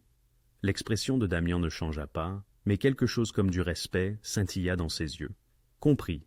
En milieu de matinée, la maison sécurisée s'était transformée. Marcus arriva avec 3 sacs remplis de livres pour enfants, de matériel de coloriage, de puzzles et d'une tablette chargée de jeux éducatifs.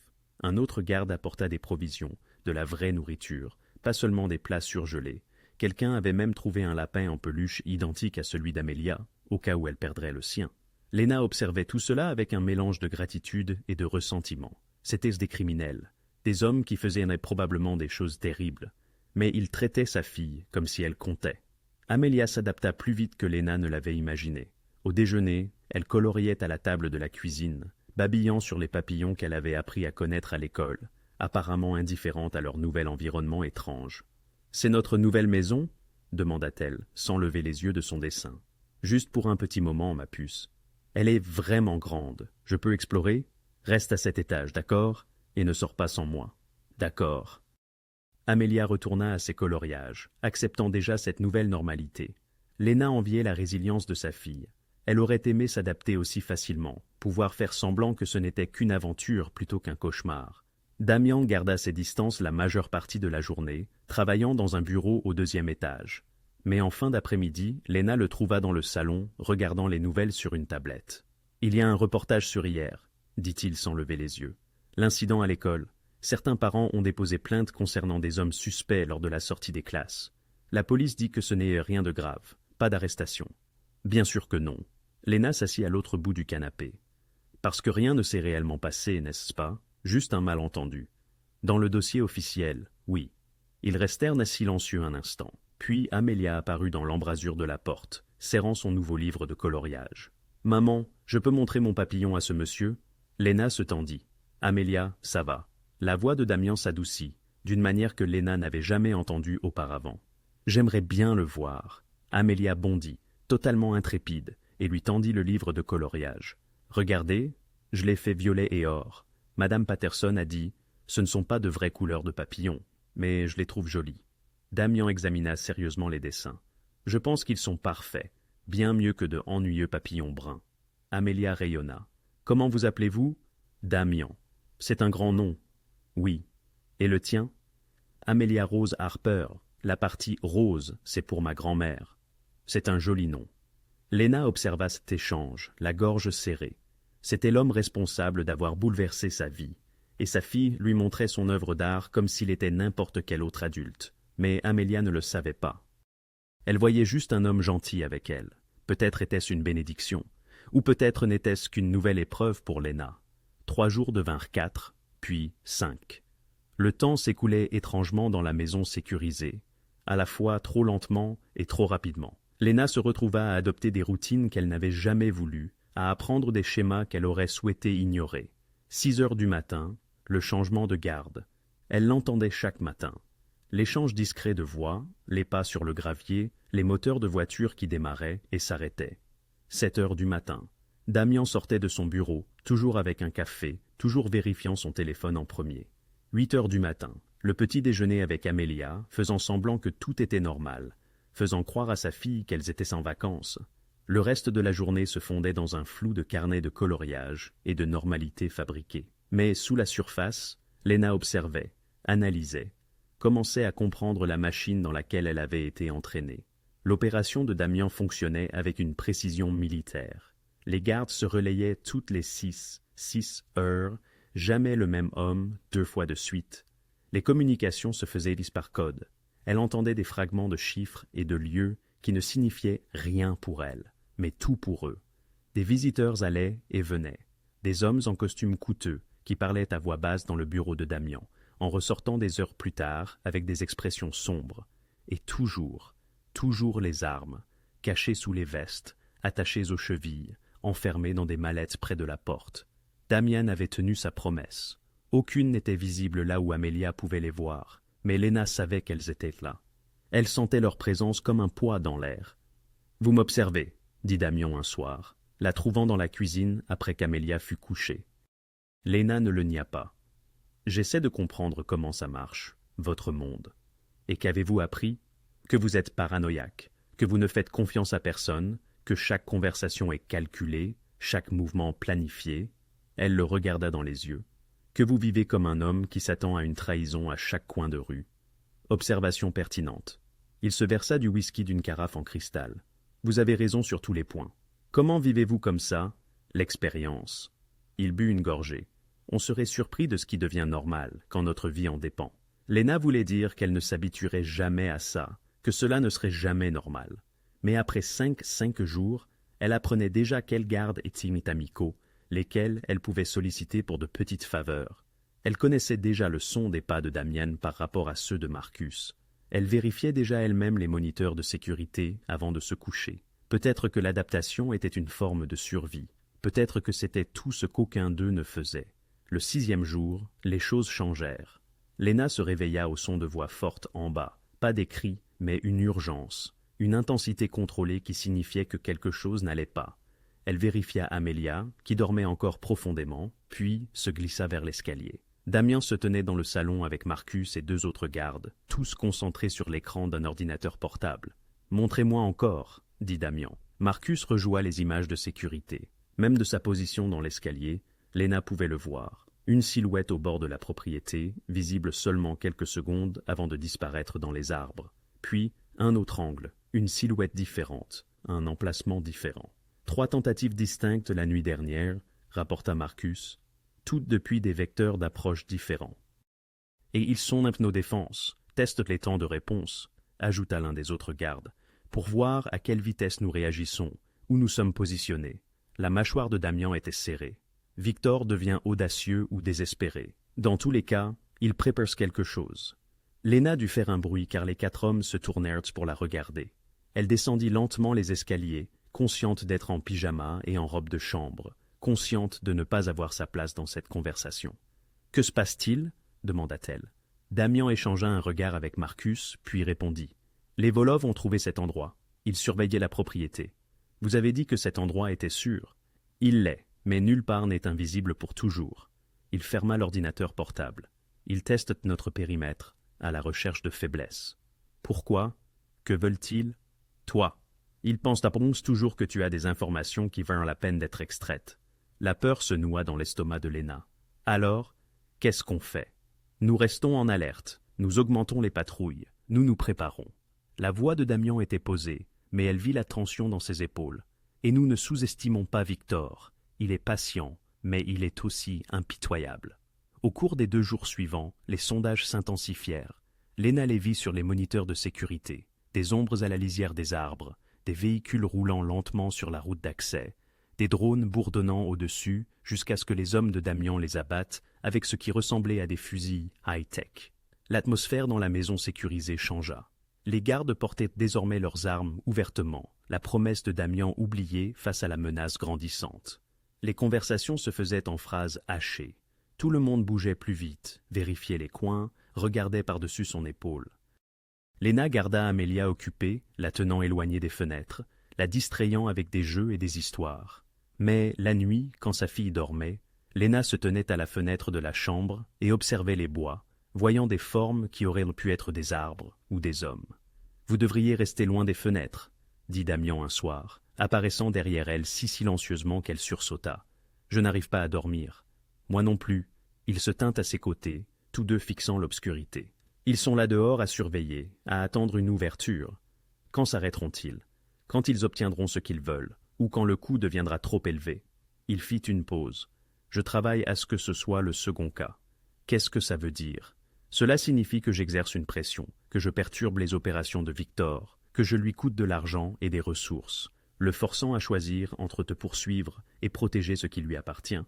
Me prendre comme appât, non, me prendre comme motivation. Et sa voix était calme. Il y a une différence. Lena n'en voyait aucune, mais elle était trop fatiguée pour discuter. Le 8e jour, Marcus découvrit quelque chose lors d'un balayage périmétrique, un petit engin explosif soigneusement dissimulé près de l'une des routes d'accès. Pas assez puissant pour détruire la maison, mais suffisant pour immobiliser un véhicule, créer le chaos et offrir une ouverture. « C'est un piège », expliqua Marcus à Damian, tandis que Lena écoutait depuis l'embrasure de la porte. « Ils essaient de nous faire sortir ou de nous ralentir. Tactique de guérilla classique. Combien? Nous en avons trouvé 3, il pourrait y en avoir plus. » L'expression de Damian s'assombrit. Ils se préparent à un assaut. Victor a fini de jouer. « Que faisons-nous » demanda Marcus. « Nous fortifions, nous nous préparons, et nous nous assurons qu'ils regrettent d'être venus ici. » Les yeux de Damian clignèrent. « Mettez-la, elle et l'enfant, dans la pièce de sécurité ce soir. Je veux qu'elle soit en lieu sûr. » Pièce de sécurité? La voix de Lena se brisa. Une pièce de panique? Chaque bastion en est une. Acier renforcé. Alimentation électrique autonome. Des provisions pour 72 heures. Il s'approcha d'elle. C'est juste une précaution. Pensez-vous qu'ils vont attaquer? Je pense que Victor s'impatiente. Et quand les hommes patients s'impatientent, ils passent à l'action. Sa voix était calme, mais ses yeux étaient assez durs. Je ne les laisserai pas t'atteindre, mais j'ai besoin que tu sois quelque part où je sais que tu es protégé. Cette même nuit, Damen lui dévoila le refuge. Une pièce secrète dissimulée derrière une cloison factice dans le sous-sol, dont l'accès était sécurisé par un verrou biométrique. À l'intérieur, un petit lit, une salle de bain et une kitchenette. Un confort suffisant, mais une conception clairement pensée pour les situations de siège. « En cas de problème, » expliqua Damian, « tu viens ici, tu verrouilles cette porte, tu ne l'ouvres pour personne d'autre que moi ou Marcus. Compris? » Lena hocha la tête, la gorge serrée. « C'est donc ça? Ils vont vraiment attaquer? Peut-être, peut-être pas. Mais nous nous préparons au pire et espérons le meilleur. » Il la regarda dans les yeux. « Je te promets de te garder en sécurité. Je tiens toujours mes promesses. » Léna aurait voulu le croire, mais Bin-Maël était couchée cette nuit-là, tandis qu'elle entendait les bruits des préparatifs, le contrôle des armes, le renforcement des positions, les murmures intenses des gardes. Léna savait que la tempête approchait et que leur temps était compté. L'assaut fut déclenché à 2h47 du matin. Léna se réveilla brusquement à un son qu'elle n'avait jamais entendu, mais qu'elle reconnut instantanément. Des coups de feu. Non pas ceux du cinéma, dramatiques et assourdissants, mais des claquements secs qui déchiraient la nuit, tels des os qui se brisent. Elle fut hors du lit avant même que son esprit ne comprenne ce qui se passait, courant vers la chambre d'Amélia, de l'autre côté du couloir. Sa fille était assise, les yeux écarquillés par l'effroi. « Maman, ça va, mon cœur, ça va aller. » Léna la souleva, avec sa couverture. « Tu te souviens de ce que Damen nous a dit? Nous allons dans la pièce spéciale, maintenant. » D'autres coups de feu, plus proches. Les fenêtres tintaient. Léna, les pieds venus claquant sur le parquet, se précipita vers les escaliers du sous-sol. Derrière elle, elle entendait des cris, des pas martelants, le bruit métallique d'armes en cours de chargement. En quelques secondes, la maison était passée d'un havre de paix à une zone de guerre. Elle atteignit la porte du sous-sol, alors qu'une explosion secouait la maison, suffisamment proche pour faire trembler les murs. Les lumières vacillèrent. « Alimentation de secours activée », annonça une voix numérisée. Léna, les mains tremblantes, pressa sa paume contre le verrou biométrique. Le temps semblait s'étirer. Puis, la porte secrète s'ouvrit, révélant la pièce de panique. À l'intérieur, Amélia, dit-elle rapidement. Elle déposa sa fille et s'apprêtait à sceller la porte. Mais quelque chose la fit hésiter. À travers la petite fenêtre en haut des escaliers du sous-sol, elle apercevait le moniteur de sécurité accroché au mur. Plusieurs flux de caméras montraient le chaos. Des éclairs d'armes à feu dans l'obscurité, des silhouettes se déplaçant à travers les arbres, les gardes de Damian ripostant depuis leur position défensive. C'était un assaut généralisé. Au moins une douzaine d'assaillants, peut-être même davantage. Les instincts d'infirmière de Léna lui criaient de venir en aide, mais ses instincts de mère étaient plus forts. Elle commença à refermer la porte de la pièce de panique. Puis, elle aperçut le flux de la caméra 7, la porte arrière, celle qui donnait sur la route de service. 3 silhouettes se déplaçaient le long du mur d'enceinte, utilisant l'assaut sur la façade de la propriété comme couverture. Ils étaient vêtus de noir, munis de coupe-boulons, s'affairant à la serrure du portail. Personne ne surveillait cette section. Tous les hommes de Damian étaient les concentrés sur l'attaque principale. C'était une diversion. « Maman, j'ai peur !» murmura la petite voix d'Amélia depuis la pièce de panique. L'esprit de Léna s'emballa. Si ces hommes franchissaient la porte arrière, ils auraient un chemin direct vers la maison, le sous-sol, et la pièce de panique où elle et Amélia seraient piégées. Elle attrapa son téléphone, sélectionna le numéro de Damian et appela. Il répondit dès la première sonnerie, la voix cinglante. « Léna, es-tu dans la pièce de panique? J'ai la caméra 7. 3 hommes avec des coupes-boulons. C'est une diversion. L'attaque frontale est une couverture. » Il y eut une demi-seconde de silence. Puis, Marcus, portail arrière, 3, contact.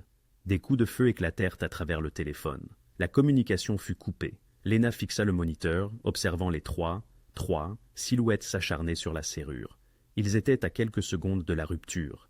Elle regarda Amélia, effrayée et minuscule dans l'embrasure de la porte de la pièce de panique. Puis, elle fit un choix qu'elle espérait ne pas regretter. « Reste ici, mon cœur. Ne quitte pas cette pièce. Ferme la porte derrière moi. »« Maman, non. Maintenant, Amélia. » Sa voix fut plus dure qu'elle ne l'avait voulu. « Verrouille-la. N'ouvre à personne d'autre qu'à moi ou Damian. » Elle ferma la porte, entendit le déclic du verrou, puis se précipita dans les escaliers du sous-sol. Le rez-de-chaussée était un chaos organisé. Deux gardes tiraient depuis les fenêtres. Un autre criait des coordonnées dans une radio. De la fumée emplissait l'air, provenant de quelque chose qui brûlait à l'extérieur. Léna attrapa le garde le plus proche. Elle ne connaissait pas son nom. Porte arrière. Ils sont en train de forcer la porte arrière. Il se retourna, l'évalua en une fraction de seconde, puis parla dans sa radio. Contact position arrière. Hostiles à l'entrée de service. Mais Léna pouvait voir sur le moniteur, le plus proche que personne n'était assez près. Les 3 silhouettes avaient sectionné la serrure. Le portail s'ouvrait. Elle courut à la cuisine, saisit le plus grand couteau du bloc, puis se dirigea vers la porte arrière. Elle n'avait pas de plan, aucune formation, juste le courage désespéré d'une mère et la certitude que si ces hommes entraient, Amelia était leur cible.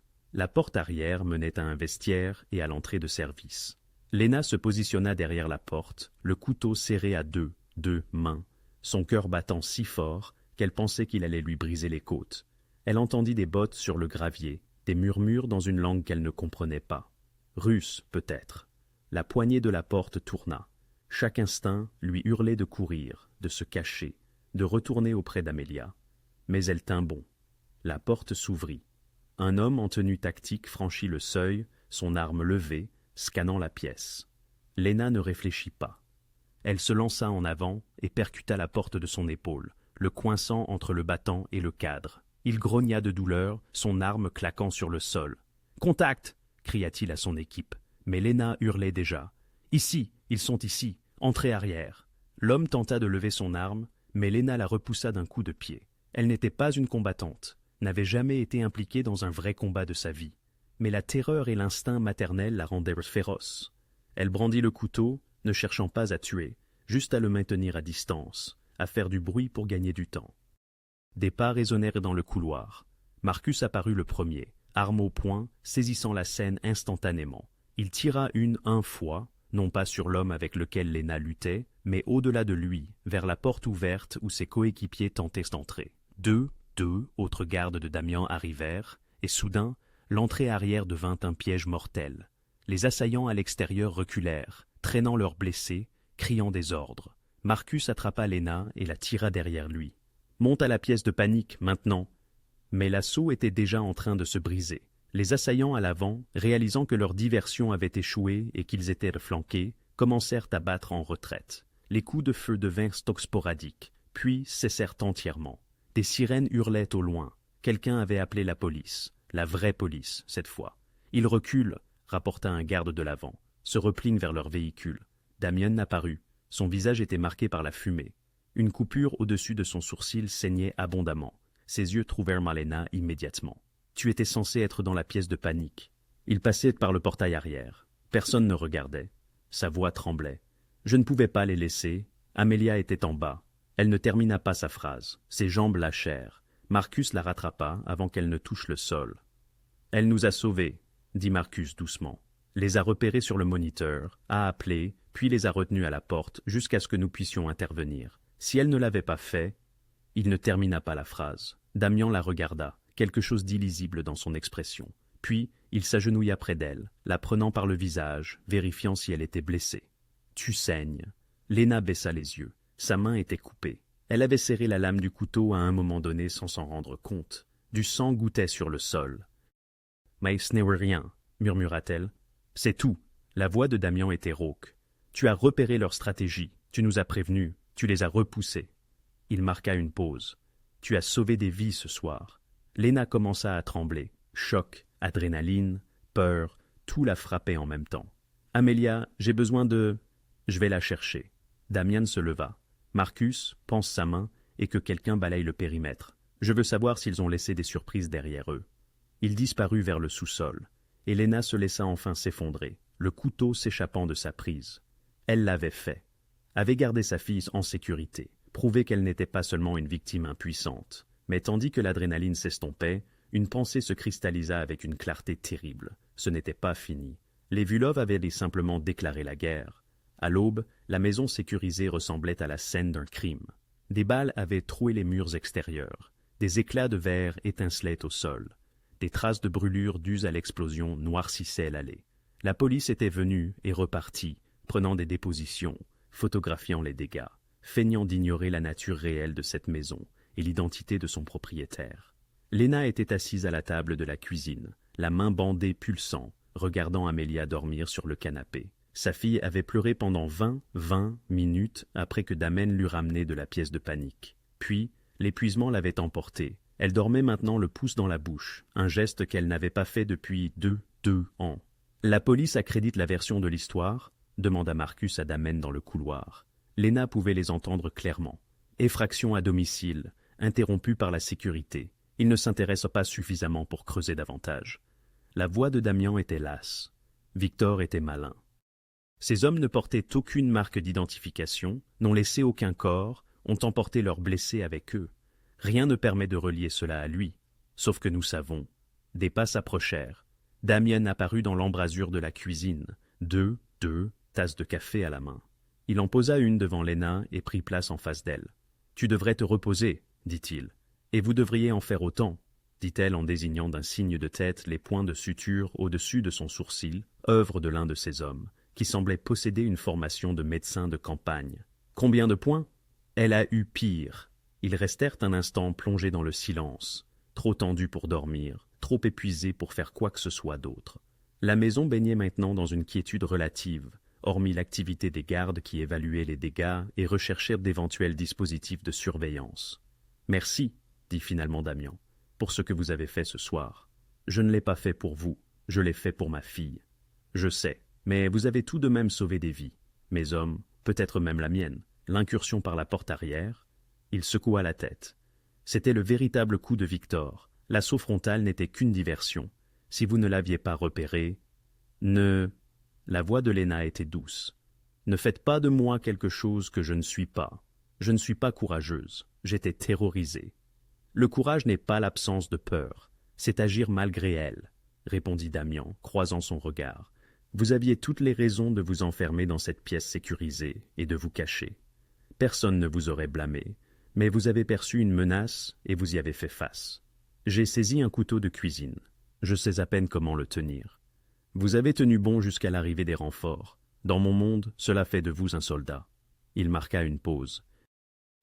Plus que cela, vous pensez de manière tactique. Vous avez déjoué la diversion alors que mes propres hommes l'ont manqué. Cette perspicacité, cet instinct, la plupart des gens ne l'ont pas. Léna baissa les yeux vers sa main bandée. Dans mon monde, je prends soin des gens. Je ne les combats pas. Peut-être que vos mondes sont plus proches que vous ne le pensez. Vous protégez, moi aussi, juste avec des méthodes différentes. Elle voulait argumenter, maintenir une distance entre eux, le confiner dans la catégorie du criminel, pour ne pas avoir à reconnaître son humanité. Mais après cette nuit, après l'avoir vu coordonner ses hommes, après avoir perçu le soulagement sur son visage en retrouvant Amélia saine et sauve, ses étiquettes devenaient de plus en plus difficiles à maintenir. « Que va-t-il se passer maintenant » demanda-t-elle. L'expression de Damien se durcit. « Maintenant, je vais m'assurer que Victor regrette la nuit dernière. Je vais lui faire comprendre qu'attaquer vous a été la pire erreur qu'il aurait pu commettre. Plus de violence, une violence stratégique, calculée, précise. » Il sortit son téléphone et lui montra une carte jonchée de repères. Victor possède 12 opérations primaires dans cette région. Route de contrebande, façade de blanchiment d'argent, raquet de protection. Au cours des deux prochaines semaines, je vais systématiquement démanteler chacune d'entre elles, parce que c'est à cause de moi, parce qu'il est entré chez moi et a tenté de prendre ce que je protège, parce qu'il a mis en danger un enfant, parce qu'il doit apprendre que certaines limites ne sont pas franchies. La voix de Damien était glaciale, une fureur contenue. Quand j'aurai fini, il sera tellement occupé à tenter de sauver ses propres opérations qu'il n'aura plus de ressources à vous consacrer. Léna étudia la carte. Chaque marqueur représentait quelque chose d'illégal, quelque chose qui blessait des gens.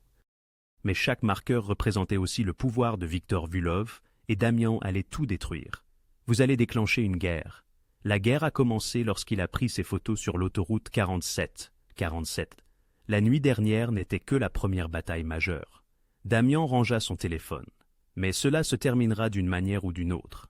Soit Victor accepte que vous n'êtes personne et se retire, soit il perd tout en essayant de prouver le contraire. Et s'il ne se retire pas? Le silence de Damien fut une réponse suffisante. Au cours des heures suivantes, Léna observa Damien se transformer. L'homme qui avait montré de la tendresse envers Amélia, qui avait promis de la protéger, disparut derrière un masque de froide détermination. Il passa trois heures au téléphone, en appel chiffré, parlant en code, mais avec une autorité indéniable. Des pièces bougeaient sur son échiquier. Des opérations étaient lancées, des hommes déployés dans des lieux que Léna ne connaîtrait jamais. Cible Alpha compromise, rapporta Marcus. Notre entrepôt de Dock Street, perte totale. Cible Charlie ensuite, ordonna Damen. Frappez-les avant qu'ils ne puissent relocaliser leurs actifs. Carlo arriva en milieu de matinée avec une tablette pleine de mises à jour. Léna ne put entendre toute la conversation, mais elle saisit des fragments. Conteneur saisi, compte gelé, trois de ses lieutenants passaient de l'autre côté. Damian démantelait l'empire de Victor pièce par pièce, avec une précision chirurgicale. « Cela vous dérange-t-il » demanda Lena lorsque Damen émergea de son bureau des heures plus tard. « Détruire le travail de toute une vie. Il a d'abord essayé de détruire le vôtre. Il a terrorisé une mère célibataire et sa fille de 6 ans à cause d'une fausse supposition. » Les yeux de Damian étaient des mots durs. « Je dors paisiblement la nuit. Et les gens qui travaillent pour lui. Ceux qui perdront leur emploi, leur gagne-pain, ils ont fait le choix de travailler pour Victor Vylov. Les choix ont des conséquences. » Il marqua une pause, et quelque chose dans son expression s'adoucit légèrement. « Mais si cela peut vous rassurer, la plupart de ce que je démantèle ne nuit pas aux civils. Expéditions illégales, distribution de drogue, trafic d'armes. Je ne cible pas les épiceries ou les pressings. » C'était une distinction, pensa Lena, une distinction ténue, mais elle existait. Ce soir-là, tandis qu'Amelia coloriait à la table de la cuisine, Damen était assis en face d'elle, son ordinateur portable ouvert, toujours en train de coordonner son offensive. Mais il leva les yeux quand Amelia lui tendit son dessin. « C'est pour toi, » dit-elle timidement, « pour te remercier de nous garder en sécurité. » C'était un dessin d'une maison. Cette maison, réalisa Lena, avec des bons hommes bâtons à l'intérieur. 2 adultes, 1 enfant. Une famille qui n'en était pas une.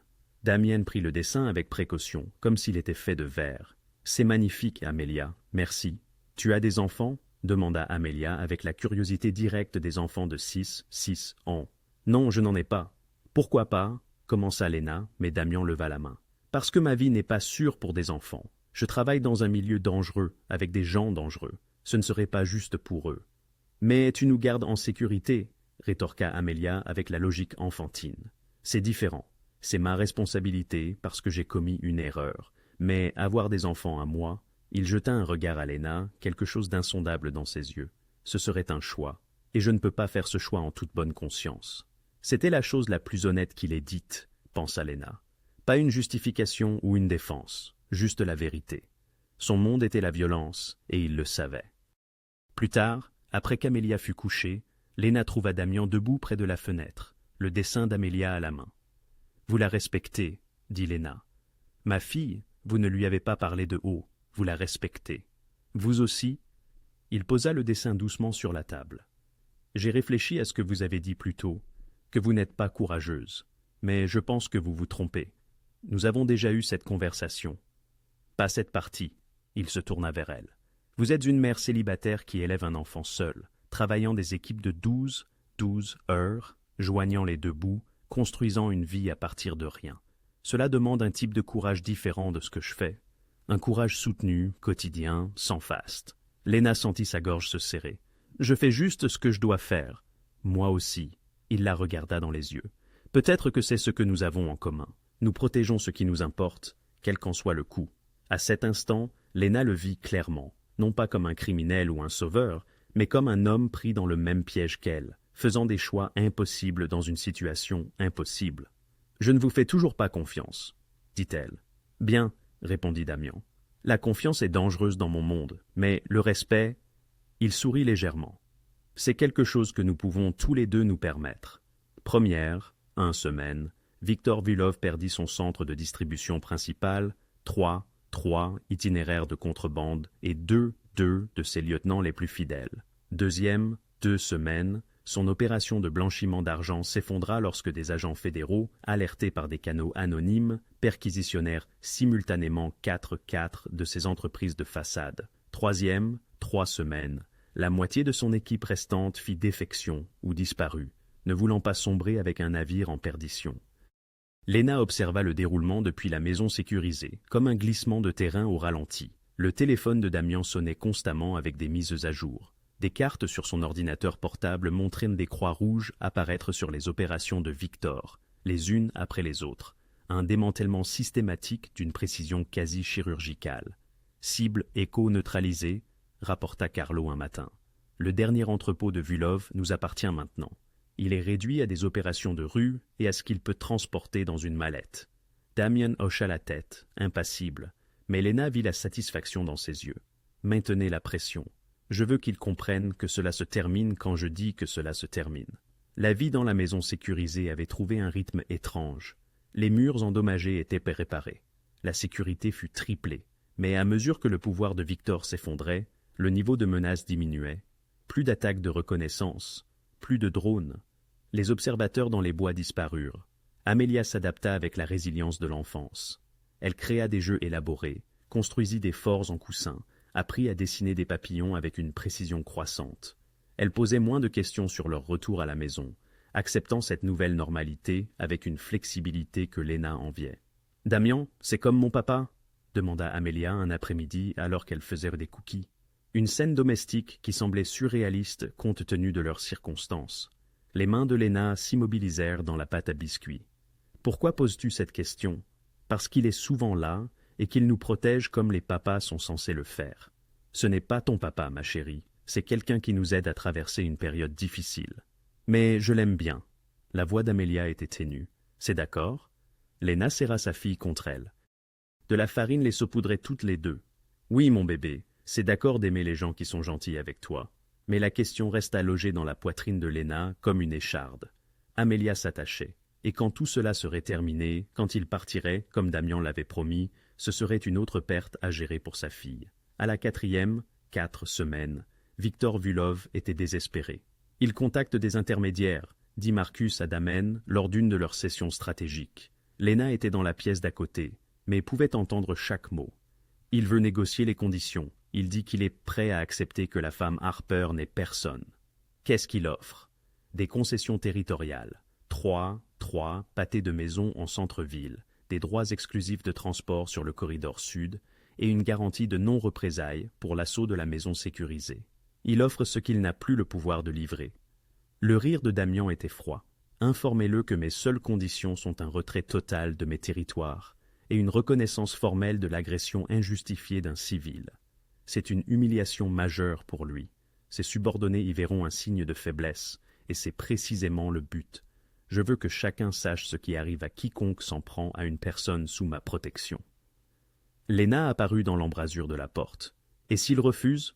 Les deux hommes se tournèrent vers elle. L'expression de Damian restait impénétrable. Alors, cela continuera jusqu'à ce qu'il n'ait plus rien. Plus de violence, plus de destruction. C'est sa décision, pas la mienne. Je lui ai offert une porte de sortie. S'il est trop fier pour la prendre, ce sera sa faute. Mais Lena décela l'épuisement sur son visage, le poids de 4 semaines de guerre incessante. Cela le marquait également, même s'il ne l'admettait pas. Victor Vulov accepta les conditions de Damian un mardi matin. La reconnaissance officielle parvint via les réseaux criminels établis, une déclaration enregistrée où il reconnaissait avoir ciblé une civile innocente en raison d'informations erronées. Cette déclaration circulerait dans le milieu, une tache indélébile sur la réputation de Victor. Associée à ses pertes territoriales, elle le détrônait de son statut de puissance majeure. « C'est terminé », annonça Damian à Lena ce soir-là. Victor a publiquement déclaré « Tu es hors d'atteinte ». S'en prendre à toi maintenant le déconsidérerait encore plus. Lena sentit la nouvelle la frapper de plein fouet. Terminé. Après 4 semaines passées dans l'incertitude, c'était bel et bien fini. Alors, nous pouvons rentrer chez nous? Damian hésita.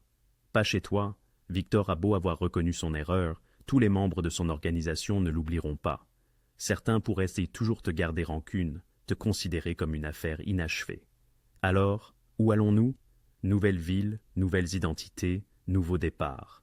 Il sortit un dossier, l'ouvrit, révélant des documents, actes de naissance, carte de sécurité sociale, tous avec des noms différents. J'ai des spécialistes pour ça. Tu seras Emily Ross, enseignante de l'Ohio, mutée pour le travail. Amelia deviendra Sophie. Des antécédents vierges, des histoires vérifiables, tout ce qu'il faut. Lena fixa les documents, ces noms qui effaceraient son existence. Je disparais, comme ça, je laisse tout derrière moi. C'est l'option la plus sûre. Victor est neutralisé, mais le monde dans lequel j'évolue a une longue mémoire. De cette façon, tu seras vraiment libre. Et ma mère, mon frère Marcus, le vrai, mes amis, tu pourras les recontacter ultérieurement, après un délai suffisant, mais pendant la première année, une rupture nette est plus prudente. La voix de Damian s'adoucit. Je sais que ce n'est pas juste. Je sais que tu perds plus que tu ne devrais, mais tu seras en vie. Amelia sera en sécurité. Lena songea à sa petite maison, aux jardinières fleuries, à son travail à l'hôpital, au café où tout le monde connaissait sa commande, à la vie qu'elle avait construite de rien après le départ du père d'Amelia. Tout cela balayé. Où alors? Demanda-t-elle doucement. Denver, bonnes écoles, bon système hospitalier, tu peux continuer à exercer en tant qu'infirmière. J'ai déjà établi tes diplômes, vérifié ton permis sous ton nouveau nom. Tu auras 6 mois de frais de subsistance et un compte. Assez de temps pour trouver du travail et t'installer. Vous avez pensé à tout? C'est le moins que je puisse faire. Damien referma le dossier. Vous partez dans 3 jours. Cela nous donne le temps de vous briefer sur votre nouvelle identité. Assurez-vous d'être à l'aise avec elle. 3 jours. 3 jours avant que tout ne change de nouveau. Ce soir-là, Léna trouva Damien à son poste habituel, près de la fenêtre, contemplant l'obscurité. « Merci, dit-elle, d'avoir tenu votre promesse, de nous avoir gardés en vie. Je vous ai dit que je tenais mes promesses. Vous irez bien après notre départ ?» La question sembla le surprendre. « Je vais toujours bien. Ce n'est pas ce que j'ai demandé. » Damien se tourna vers elle et, un instant, le masque tomba. Elle y vit la solitude, l'isolement de vivre dans un monde où la confiance était une monnaie, et la trahison, la norme. « Elle va me manquer, » dit-il doucement. Amelia, ses dessins, ses questions, son rire. Il marqua une pause. « Et il me manquera d'avoir quelqu'un qui me regarde comme quelqu'un capable d'être plus que ce que je suis. Vous êtes plus que ce que vous êtes. Peut-être. Ou peut-être n'avez-vous vu que ce que vous aviez besoin de voir pour survivre à cette épreuve. » Il s'éloigna de la fenêtre. « 3 jours, Léna. Ensuite, vous récupérerez votre vie. Nom différent, ville différente, mais votre vie. C'est tout ce qui compte. » Il la laissa seule. Et Léna réalisa qu'en 4 semaines passées dans son monde, quelque chose avait changé. Elle ne lui faisait pas confiance, probablement jamais, mais elle le comprenait, et la compréhension, parfois, était plus complexe que la confiance. 6 semaines plus tard, Emily Ross était assise dans un coin d'un petit café du centre-ville de Denver, observant le tumulte matinal à travers les baies vitrées. Les montagnes se dessinaient au loin, enneigées et superbes. Un nouveau départ à plus d'un titre. Amelia, Sophie, désormais, même si Léna glissait encore parfois, était à sa nouvelle école, 3 pâtés de maisons plus loin. L'école primaire de Riverside. De bons enseignants, des classes peu nombreuses, une cour de récréation où les enfants riaient sans peur. Sa fille s'était adaptée plus vite que Léna ne l'avait imaginé, se faisant des amis, ramenant des dessins avec son nouveau nom fièrement affiché. Léna sirota son café et consulta son téléphone. Aucun message. C'était normal maintenant. Son ancien numéro était déconnecté, ses anciens contacts inaccessibles. La femme nommée Léna Harper n'existait plus que dans les souvenirs et les archives hospitalières. La porte du café s'ouvrit. Léna le sentit avant de le voir. Cette conscience particulière qu'elle avait développée durant 4 semaines passées dans son monde. Damien Vézery entra, vêtu d'un jean et d'une veste en cuir, ressemblant en rien au chef mafieux qui avait démantelé un empire. Il aurait pu être n'importe qui. C'était probablement là tout l'intérêt. Il la repéra immédiatement, traversa le café et se glissa dans la banquette en face d'elle. « Vous êtes venu, » dit Léna. « Vous me l'avez demandé. » Il jeta un coup d'œil autour du café. Vieilles habitudes, évaluant les sorties et les menaces. « Comment vous installez-vous ? » « C'est étrange, bien étrange. Sophie adore son école. Je commence à Denver General la semaine prochaine. Il pense que je suis une infirmière de l'Ohio avec 5 ans d'expérience aux urgences, ce qui est techniquement vrai, juste sous un nom différent. Et vous, comment allez-vous ? Léna réfléchit à la question. Je m'adapte. Parfois j'oublie et je manque de dire mon vrai nom. Parfois je vois un SUV noir et mon cœur s'emballe. Mais surtout, elle sourit légèrement. Surtout, je suis reconnaissante d'être à nouveau ennuyeuse. L'ennui vous va bien ? Il n'y avait aucun jugement dans sa voix, seulement de l'observation. Ils restèrent silencieux un instant, le café vibrant de gens ordinaires menant des vies ordinaires. Personne ici ne savait ce qu'ils avaient vécu. Personne ne connaissait la violence qui les avait réunis. « Je voulais vous remercier, » dit enfin Léna, « d'avoir tenu votre promesse, de nous avoir protégés, de nous avoir donné cette chance. Vous n'avez pas besoin de me remercier, c'est ma faute depuis le début. Peut-être, mais vous auriez pu vous en aller, auriez pu décider que nous ne valions pas la peine. » Elle rencontra son regard. « Vous ne l'avez pas fait, cela signifie quelque chose. » L'expression de Damien s'adoucit légèrement. « Sophie m'a envoyé quelque chose. » Quelques jours auparavant, il sortit son téléphone, lui montra une photo, l'un des dessins de papillons d'Amelia, photographié et envoyé par un canal crypté que Lena ne comprenait pas. Sa fille avait écrit en bas, en lettres soignées, « Merci d'être courageux ». La gorge de Lena se serra. Elle voulait vous dire au revoir. Je ne pouvais pas lui dire comment vous contacter. Alors Marcus l'a aidé, il a un faible pour les enfants. Damien rangea son téléphone. Dites-lui que je le garderai, que cela signifie plus qu'elle ne le sait. Je le ferai. Un autre silence, celui-ci plus pesant. Tous deux savaient ce qui allait suivre. C'est un adieu, dit Lena. Oui, il le faut. Mon monde et le vôtre. Ils ne peuvent plus se chevaucher. Pour votre sécurité, pour l'avenir de Sophie. Je sais. Lena tendit la main, la posa sur la sienne. Juste un instant. Je ne sais toujours pas si vous êtes un homme bon qui fait de mauvaises choses ou un homme mauvais qui a fait une bonne chose. Cela a-t-il de l'importance? Non. Je suppose que non. Elle retira sa main. Je veux juste que vous sachiez que dans une autre vie, dans d'autres circonstances, je pense que nous aurions pu être amis. Le sourire de Damian était authentique, chaleureux et douloureusement triste. Dans une autre vie, peut-être l'aurais-je mérité. Il se leva, déposa de l'argent sur la table pour son café et boutonna sa veste. Un instant, il parut vouloir dire quelque chose de plus. Puis, il hocha simplement la tête et se dirigea vers la porte. Lena le regarda partir. Cet homme qui avait bouleversé sa vie, puis l'avait soigneusement réassemblée sous une forme différente. La porte se referma derrière lui. À travers la fenêtre, elle le vit monter dans une berline qui l'attendait. Pas un SUV, rien de voyant. En quelques secondes, il avait disparu, se fondant dans le trafic de Denver comme s'il n'avait jamais été là. Son téléphone vibra, un SMS d'un numéro inconnu qui s'effacerait dans 60 secondes. Sois en sécurité, sois heureuse, oublie-moi. Lena répondit rapidement « Merci pour tout, j'espère que vous trouverez la paix ». Elle regarda les messages disparaître, la conversation s'effaçant de l'existence. Dehors, le monde continuait. Des parents accompagnaient leurs enfants à l'école. Des hommes d'affaires pressés se rendaient à leur bureau. La vie avançait, comme toujours, indifférente aux petits drames qui changèrent les vies individuelles pour toujours. Lena termina son café, quitta le café et se dirigea vers son nouvel appartement. Ce soir, elle cuisinerait, aiderait Sophie à faire ses devoirs. Peut-être lui lirait-elle une histoire avant de dormir. Demain, elle commencerait son nouveau travail, rencontrerait de nouveaux collègues, établirait de nouvelles routines. Elle n'oublierait pas ce qui s'était passé, ne pouvait pas oublier, mais elle irait de l'avant. Un SMS envoyé au mauvais numéro l'avait entraînée dans un cauchemar. Mais il lui avait aussi montré une force qu'elle ne soupçonnait pas, un courage qu'elle ne savait pas posséder. Il avait mis sur son chemin un homme qui avait détruit des parties de lui-même pour la garder intacte. Pas une histoire d'amour, pas un conte de fées, juste deux personnes dont les vies s'étaient rencontrées par accident, qui s'étaient protégées l'une l'autre malgré des obstacles impossibles, qui s'étaient séparées en sachant qu'elles avaient été changées à jamais. Lena Harper n'était plus. Emily Ross avançait, se dirigeant vers la lumière du soleil, portant en elle les réminiscences de l'obscurité, reconnaissante pour les journées ordinaires et les nuits sereines. Parfois, cela suffisait. Parfois, c'était l'essence même de son existence.